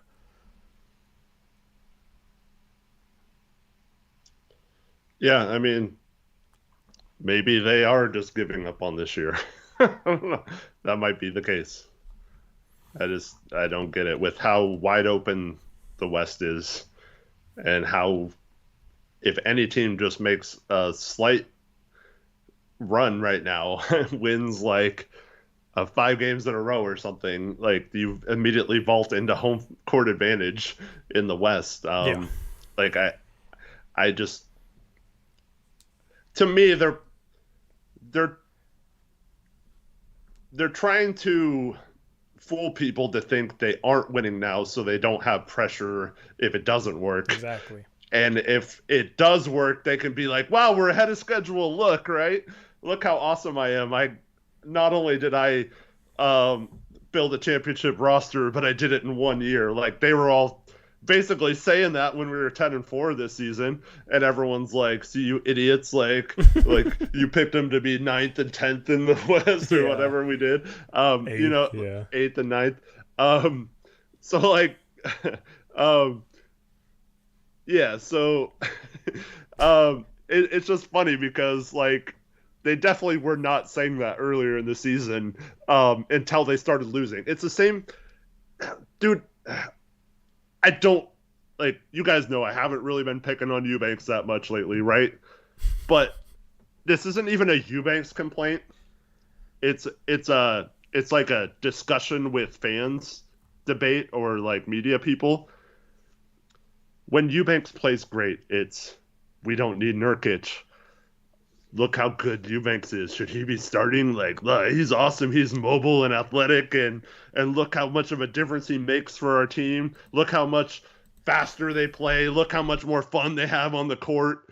All this kind of stuff, right? When Eubanks has a crappy game, it's, you can't say anything bad about Eubanks. He's on a minimum contract. What did you expect? Like, what? You can't make fun of him. He's making the minimum. He's really good.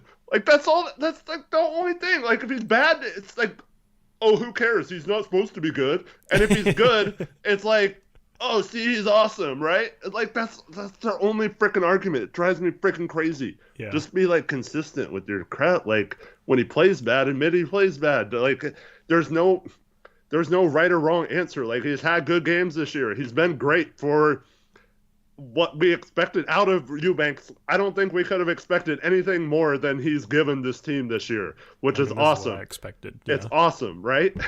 Yeah, I wouldn't say awesome, but go ahead. No, I mean, like, in terms of, if you would have told me, like, Eubanks would have, like, this many good moments throughout the season when we signed him this summer, I would have taken that gladly, right? Yeah, I just don't, like, I didn't think he would be this bad in terms of some of his defensive mistakes and positioning and that sort of thing. Like, I thought he had a higher floor defensively. But sure. The problem has always been our depth at that position, though. Like, it just, I don't know. It's a loser's mindset. And basically, here's what happened. Neil Olshey sucked with PR. And guess what the ownership group did? They got a PR person to be their GM. Am I wrong? Who doesn't get questioned because he's nice. Yep, he's nice to everybody. The last GM was an asshole who everybody hated, so nobody questions him. And he's really good with PR and managing expectations. And yeah, that's what they did. They got a PR person.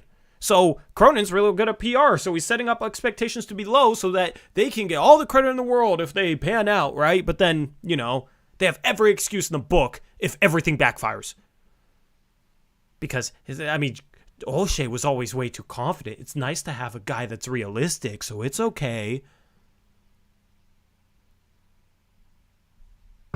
And that's the thing is, when you set that expectation for the fan base and you present that mindset, you can operate without a plan.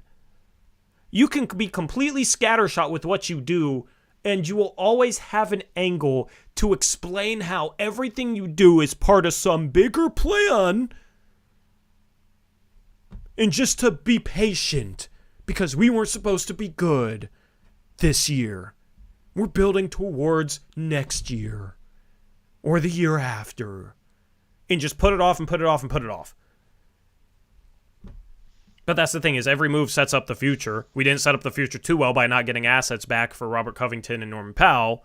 We didn't get enough back for CJ McCollum, and now the one player we got back that we really wanted is kind of struggled this year, so now it's like, what do we do with him? We didn't set ourselves up great. And then we we limit ourselves with what we can do at this year's deadline by signing GP2, but supposedly we're not trying to win that hard, even though our leader is, even though Damian Lillard is, and he's having the best season ever. How does this sound good to people? Well, and so DJ Vega keeps asking about trading GP2. This is my problem. Once again, so we sign him to a contract, he gets paid, he barely plays. Like, people are noticing that he's only played 13 games, right? Like, how much value do you think he has?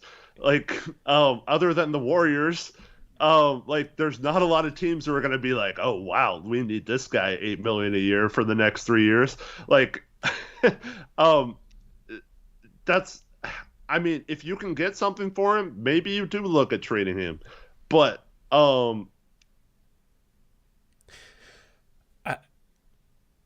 keep going, sorry. I just said it was bad because he wasn't playing. No. Oh, my God. You are so adamant on Gary Payton as the player that there is a difference between talking about contracts and when you sign someone to a certain contract, what that does to your flexibility versus Gary Payton himself. And that's what we've been talking about this entire time, but you keep making it about his trade value and things like that.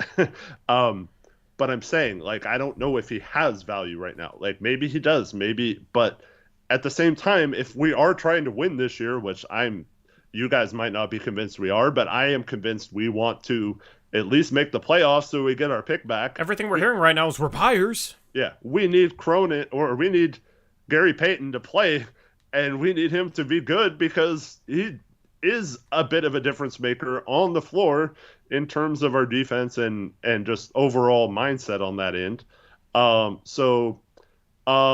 Yeah, like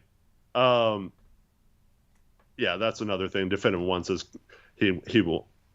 It's unlike that he'd admit he was wrong about signing GP and trade him. But even if we trade him, we're still hard cap. So yeah. I wanna have a conversation about a comment in chat, but I also want to read off these donos because they've been sitting there for a bit.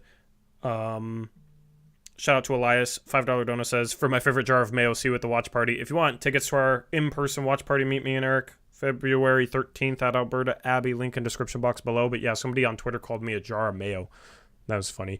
Thank you, Elias, for the $5 dono. And then shout out Antonio with the $10 dono. Says, under Stoss, we played drop and we're an average defensive team. Ranked 6th on defense during the year we played Pels. I take that over Chauncey schemes any day, and we'd have more talent now.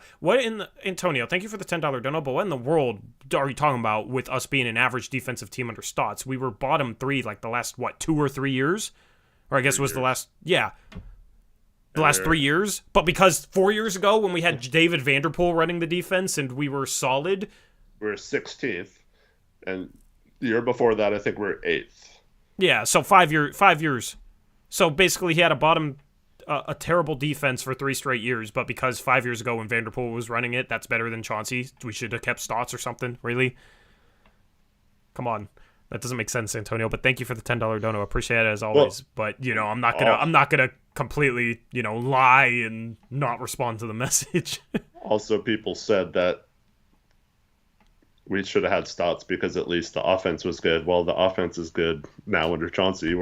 I think we're back fifth, in the same position. 5th in offensive rating, and we've been first for a long time now.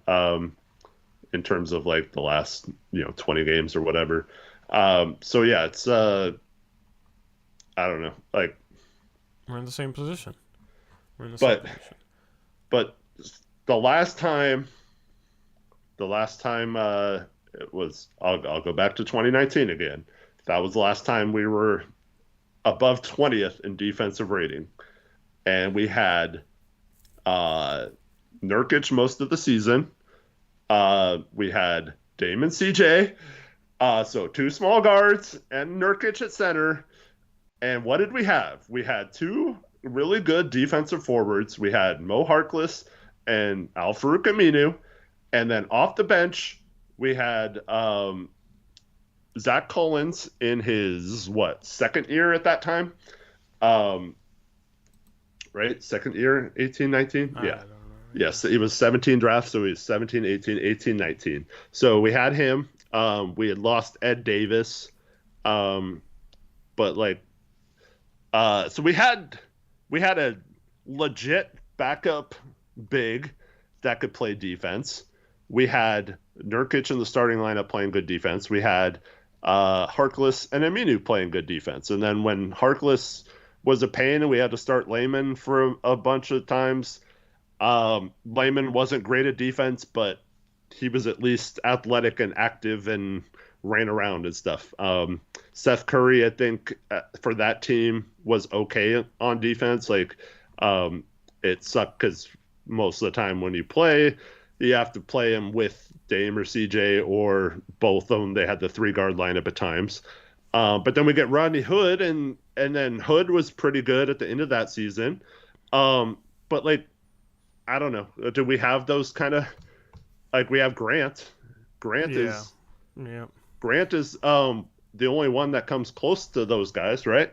Yeah. Collins, Al-Farouq Aminu, Harkless. Grant's the only one we have right now that you can put in that category, in my opinion.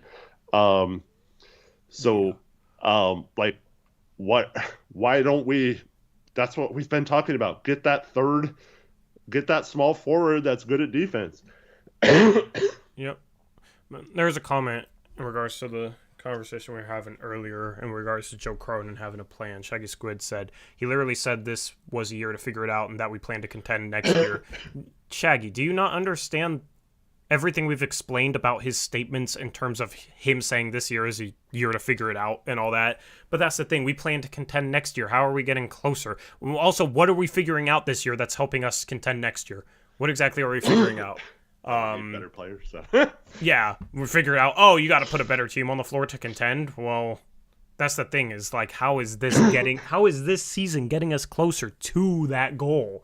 That's the thing. If this is a year to, get us, he's pitched us as a year to get us closer, a part of building that team up, and we need more than a year. It's more than a year-long plan. My whole thing is, how is this year getting us closer, and what is the plan after that, and how do the moves that have been made line up into maximizing that plan in the future? Because they don't line up consistently to me. And also, I think he just said that to manage expectations. I think it was just a PR spin. So I don't understand. Like, figuring out what type of players we need specifically, and our flexibility is this offseason when we hopefully have our picks. Well, we only have our picks if we make the playoffs, but at this point, it's like looking like it's 50-50 whether or not we make the playoffs. So then what? If we miss the playoffs, then we have to wait a whole nother year in order to try and figure something out. And figuring out what type of players we need specifically, we need a guy like Jeremy Grant. Everybody knew we needed a Jeremy Grant. Everybody knows we need a 3-and-D small forward. And we need guys off the bench that can play. Every team needs two-way players. We shouldn't have needed to waste a whole year figuring out that we need two-way players.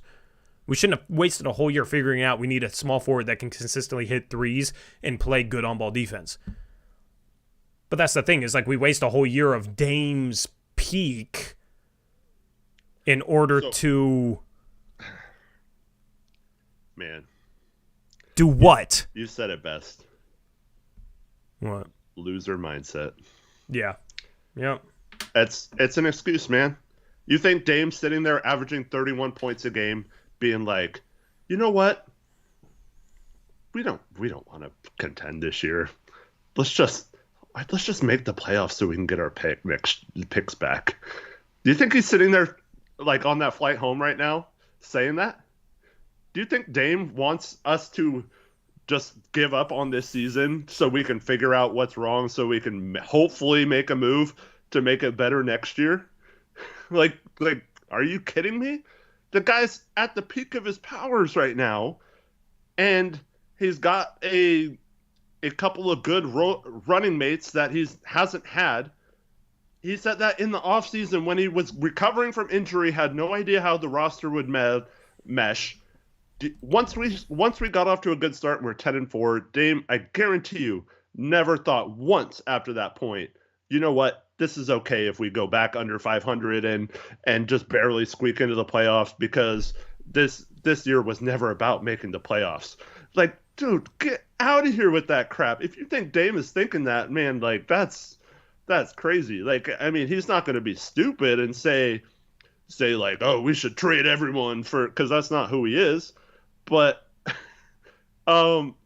yeah, like, no, I mean, he looks pissed off after every loss. So that's the thing, is your front office and player on the same page? I don't know. But also it goes back to this, to everybody that says, oh, this is a year to figure things out. What are we figuring out that we didn't already know last offseason? We figuring out that we need two-way players? We knew we needed two-way players last offseason. Like, what are we figuring out that we did not know? I mean, there's a few things. Like, I mean, I guess Grant's fit. He fit perfect at the beginning of the season, right? Like, everyone was saying Grant's an all-star. Like, we finally got Dame a second all-star, like whether he makes it or not. We have our second all-star level player. We finally got Dame a second guy. We needed to have Anthony prove that he can be, Dame's backcourt mate. I think he's proved that, right? Yeah. I mean, some people will disagree with that. I don't think Dame would disagree. I think he absolutely believes in Anthony. So, yeah. So, we now know what we have in that. So, but that's what my point to you, DJ Vega, is that, and Shaggy Squid, is that once we learned that, and it was obvious that this team could be really good and special, I don't then like going back to before we knew those things and using things said like, this team isn't good enough, or there's nothing we can do to make it a contender this year, or we know this year is just the gap year until we get better. Once we knew, oh, this Anthony kid's pretty good. Grant, man, that was a perfect trade. He fits really well. Like, now that we know that, we have our big three or whatever. Go out and get the last piece then. And if you want to say, make an argument that that's better this summer, I can absolutely buy that. We've been saying that on stream pretty much the whole year, that it would be easier to trade for a star this summer versus trying to get our picks back and doing all that stuff.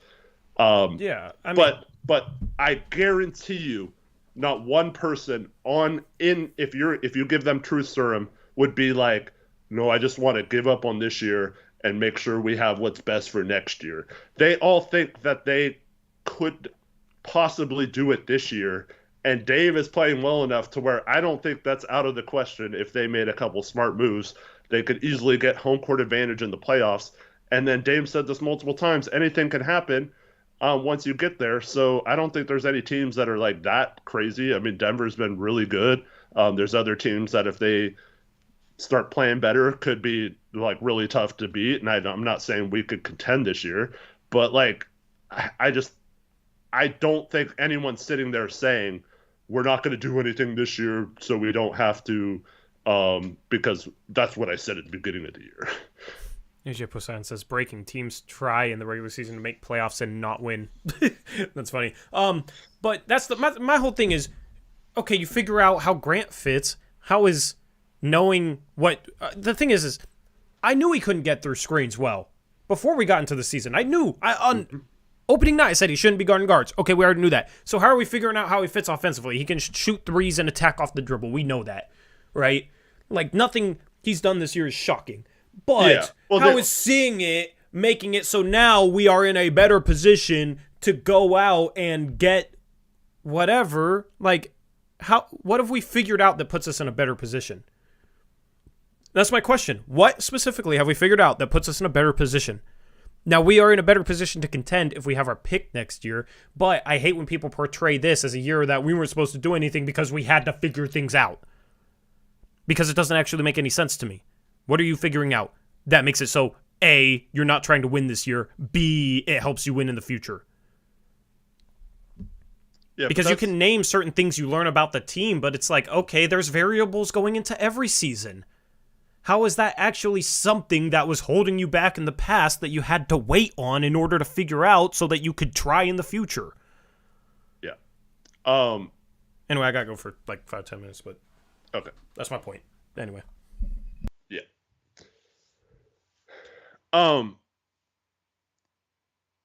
Yeah, we're also not saying that there's a for sure move that makes us contenders either. I'm just saying this is why, like, Tori probably disagrees with this. Obviously, he's more of a give up the whole future to go all in for OG type of thing. But that definitely is a move that you could, if you could free up picks. But I have always been in the position. I've been very consistent with this the entire season. And that is, if you improve your team with the assets you have without doing something crazy, I feel like it still gives this team a legit shot. They're not going to win a championship, but it gives them a legit shot. And if we're talking about making the playoffs so we get all our future picks back, why wouldn't we want to get the best possible assets to trade coming up this offseason? So when we talk about trades and trading Hart, when we have someone like Kelly Olynyk or Hartenstein or whatever, that's not necessarily because I think that player makes us a championship contender. But what do I always add when I talk about those players?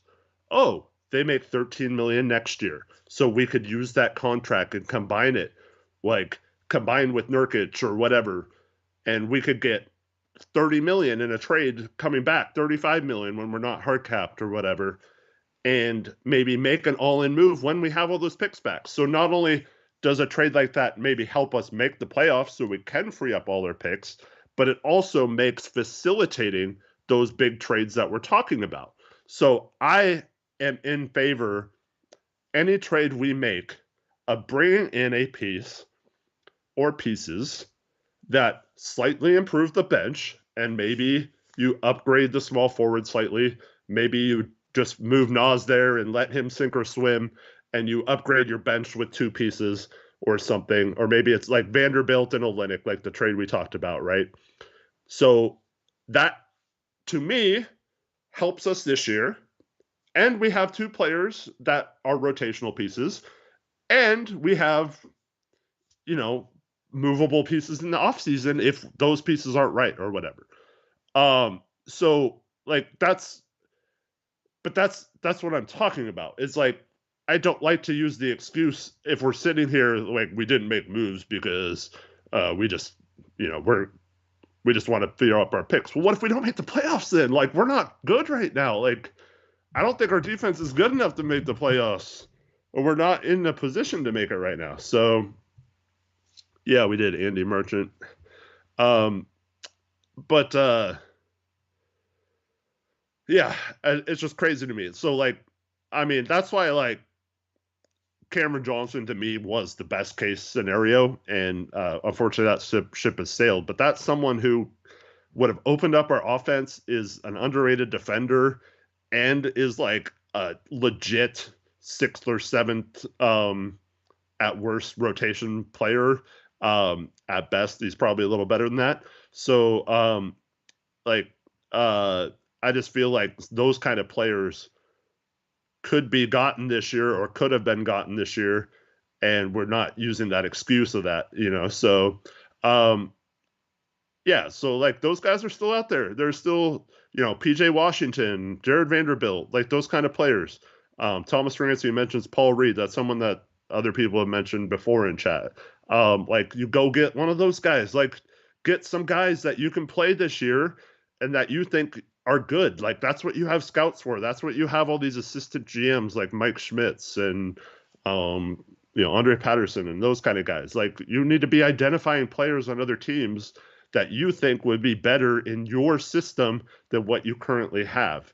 And that to me isn't giving up on the season or going for contention. Like there's this whole, once again, there's a whole gray middle area where you can get better, give this team a better chance at doing some things this year. Are you going to win a championship? Probably not. But I just don't want to hear people say like, oh, well, they weren't going to win anyway this year if we miss the playoffs or we don't make any big moves. And I don't even really want to make a big move. I'm talking about smaller moves. I just don't get it.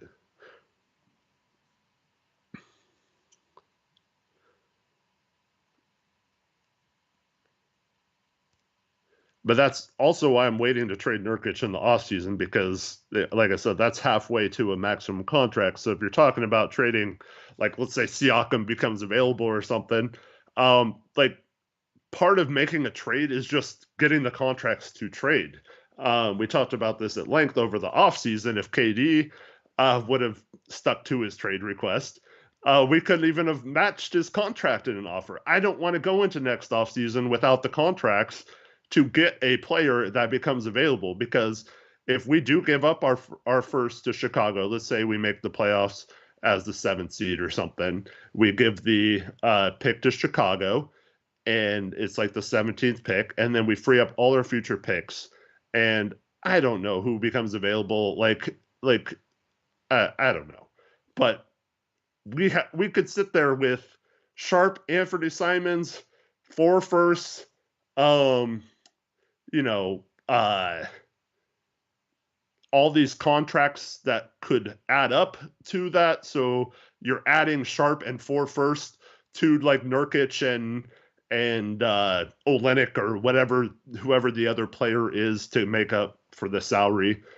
And then so those contracts don't even matter at that point, right? It's just getting there to the contract. But then the other team's like, wow, we could get Sharp and 4 firsts. Like we could be in play for any player in the league, basically. Like Gobert and Mitchell got traded. Yes. The Gobert was a huge overpay, but that's what I'm saying. Like you would have the pieces to be able to make any of those kind of moves. And so that's why I don't want to do something stupid like give up Nurkic for an expiring contract or trade Hart for someone else that's a free agent or like, not two good players or whatever, because then it starts to chip into what we have available to trade this summer, and I don't want to have to go through another summer of worrying about that kind of stuff. I want to be able to have discussions next summer. Should we trade Sharp and 4 firsts for KD? Should we trade Sharp and like LeBron wants to leave the Lakers? Should we trade Sharp and 4 firsts for LeBron? Like I want to be talking about that, not man, LeBron's leaving, but like we can't even we can't even we can't even trade for him because we don't have the contract.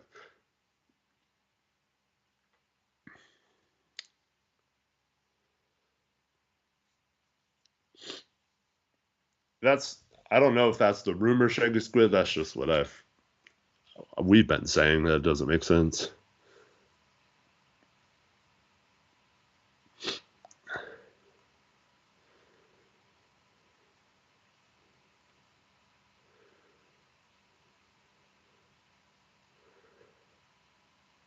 Dro.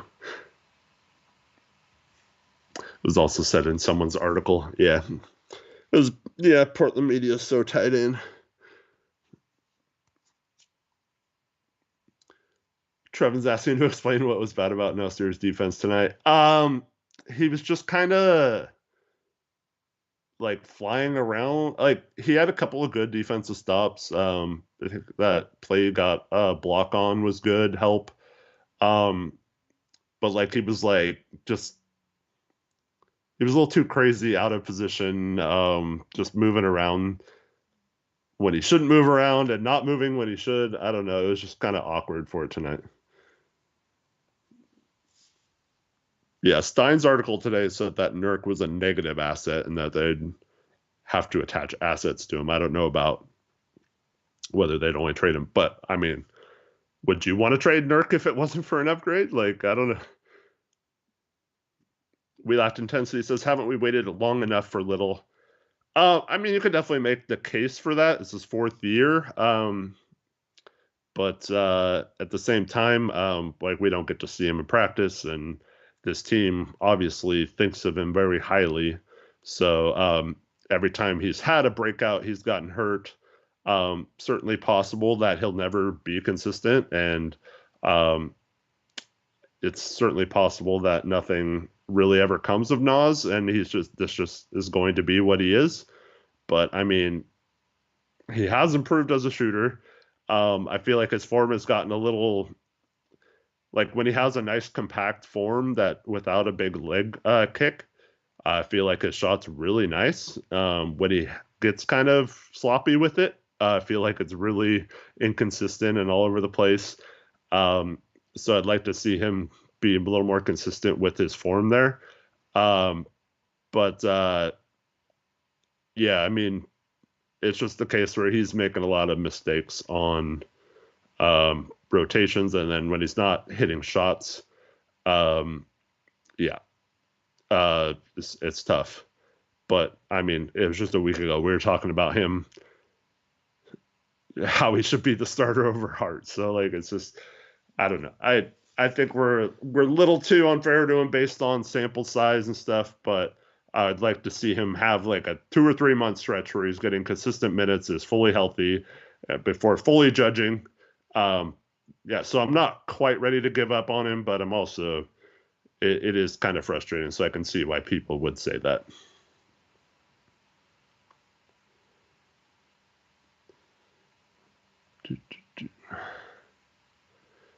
If you had to trade Nas or Sharp, which one would have to go? I mean, obviously, you probably have to keep Sharp at this point, but Sharp has way more value than Nas as a trade. So I don't know. Like if we could get a star for only trading out Nas, obviously you'd have to do that. But I don't think there's any question that other teams would ask for Sharp over Nas.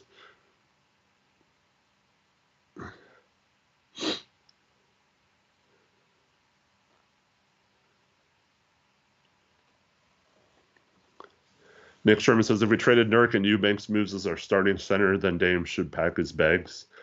Yeah, I don't know if he should pack his bags, but yeah, I don't know. We definitely need more help in the front court if we move Nurk. So hopefully it's not just to get rid of him.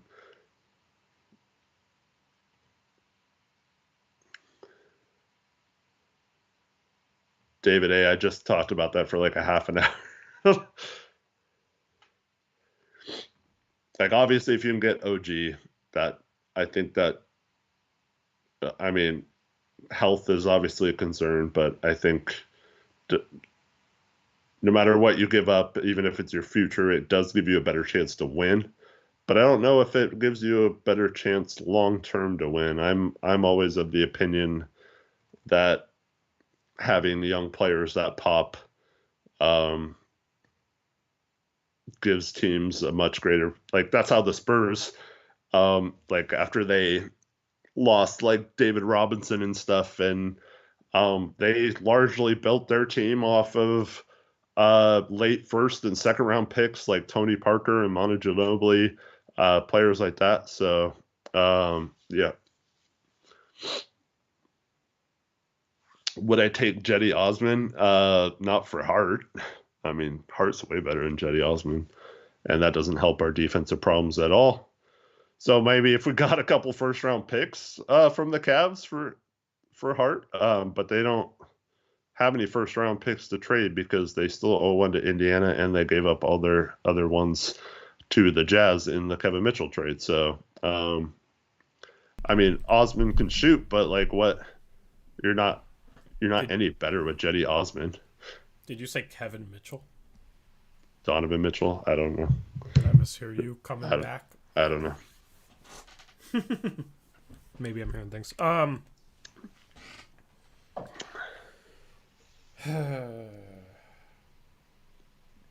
Zags just lost because the floor was absolute trash. I'm annoyed. But anyway, I have nothing to say right now. I'm just here again. Hi. Kevin Mitchell, former Red and Giants. Great.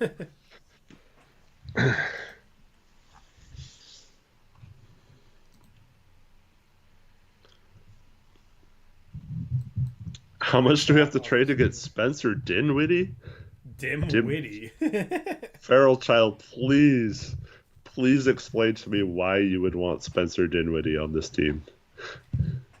Patriot says Tori back to give us good news. Why do you think I'm speechless right now? Got nothing.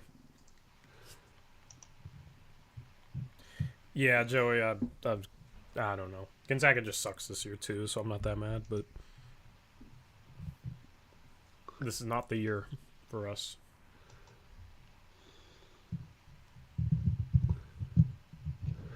I've always said Spencer Dinwiddie's overrated, except when he plays us this season. Apparently, never been a Dinwiddie fan. Never been a Karis LeVert fan. I don't like inefficient players who are bad defensively. If OG isn't available, would you trade 2 firsts for Simmons in the offseason? I would. Simmons? Ben Simmons? Simmons? Ben Simmons? Benjamin Simmons. AJ, I love you, bro, but Benjamin, have you paid attention to Benjamin Simmons this year? I would maybe have to take a first to take Ben Simmons on that contract. Yeah. So, Steven said he sat courtside at the Nets game, and apparently there's a Nets assistant coach, and it seemed like his only job was to give Ben Simmons positive affirmations the entire game. Like, build up his confidence. Yeah. Good job, Ben! Yeah. Oh, you missed that rebound. It's okay. You'll get it next time. Literally. And he was telling me before we record, and like, good job, 10. Good job, 10. Like, one of those types of guys. Like, he had a hype man assistant coach on the sideline to give him positive affirmations. So who would that be? Scott Brooks? I guess. Scott Brooks going to be his hype man. We need to have a hype man here for him. But yeah, no, I wouldn't. You'd have to get back value. I mean, he's averaging 7, 6, and 6, and isn't the same caliber as defender as he's been in the past. Like, at this point, Eric, he's not even a starting caliber player. He's a bench player. I will say this. We were right on one thing. It was that we shouldn't sell out for Ben Simmons. We were right about the Ben Simmons thing. Or maybe he's fixed if he gets traded here instead. Oh, yeah, that's what everybody thinks. But you remember how much of an argument that used to be? Mm-hmm. With, like, Shervin? I need to talk to Shervin because I haven't talked to him at like any time recently. But we used to vehemently argue about Ben Simmons. And if I can get a win over Shervin, I'll take it. Shervin has become, I mean, he was always kind of this way, but he's like all narrative based, no facts or anything, just his personal narratives are always, and he'll fight to the death on them. Oh, absolutely. Absolutely. Well, also, he's become more that way because I think he's watching us less now, so. True. I think that's probably has something to do with it. Anyway. Chris Middleton is not available. But I would love him, but he's not available. I mean, in the off season, if he's available, maybe. Yeah, I would. That's someone that I would maybe sell out for. Yeah. If you didn't have to. Yeah.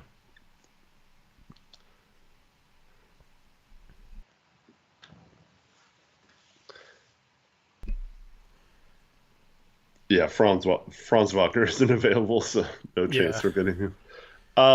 Dro says, make a trade, Eric, for Dorian Finney-Smith. Well, the Mavs said they're open to trading him for a star, so I don't think that works. Well, that's obviously an over-exaggeration, but do you think they could trade him for a similar caliber player?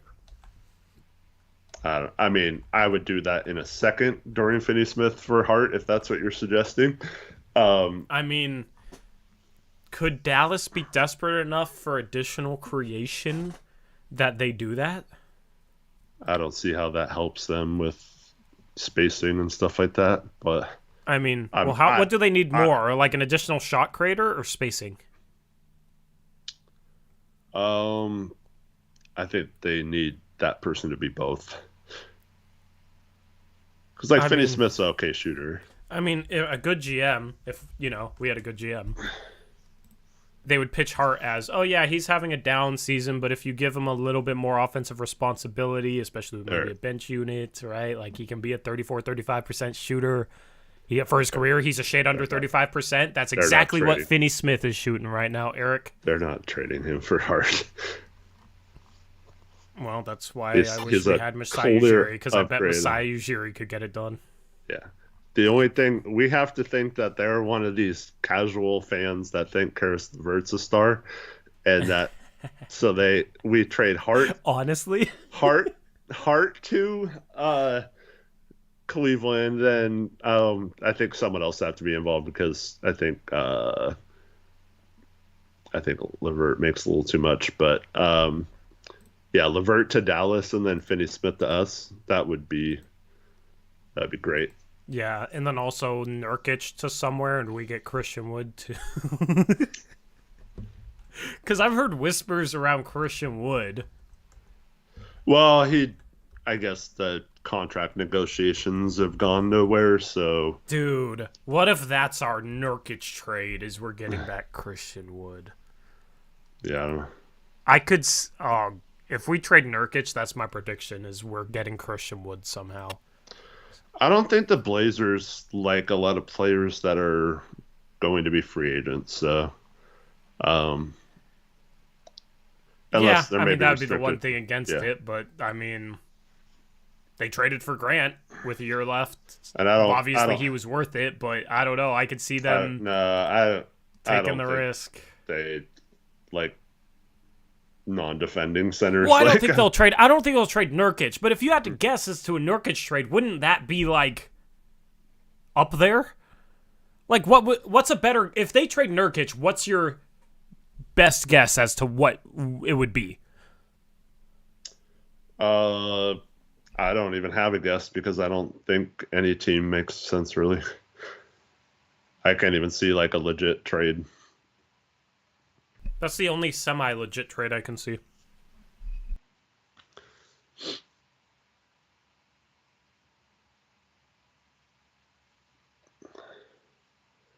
No team has given up a first for Nurk anyway. Because no team that needs him or needs a center really would give up a first. So. Christian Wood is a good offensive big. He's a really good sixth man big. That's what he is, though, a sixth man big. You can't anchor your defense at all. I've always thought he's overrated as a defender. He's an okay rebounder for a center. Doesn't really pass the ball. I mean, outside of scoring, he's like mid at best at everything else. Yeah. So he's a 6-man, like those are the best guys to have on the bench.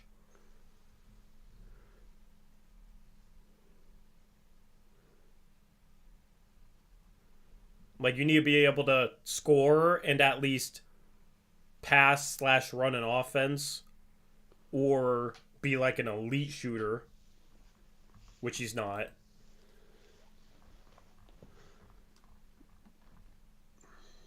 And also, you need... It's always been my opinion, you need defense more in the front court because that's the back line of your defense more often than not when you play the right way. So...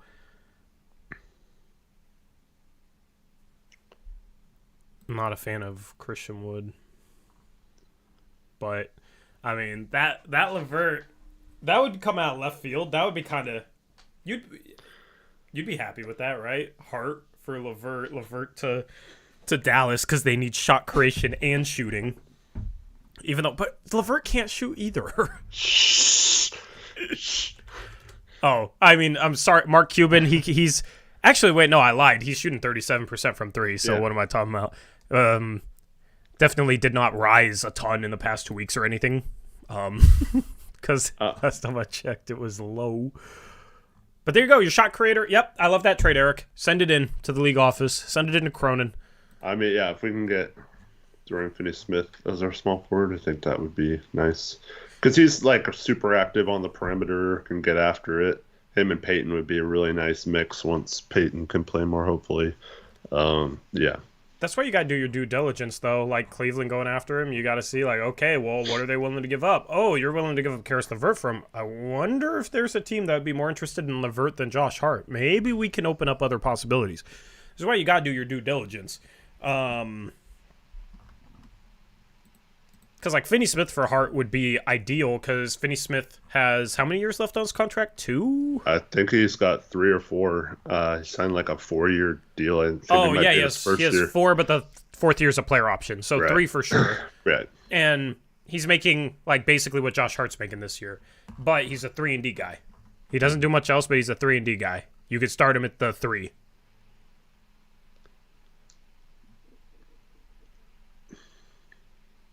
And be just set defensively. Like, that's the type of 3 we need, right?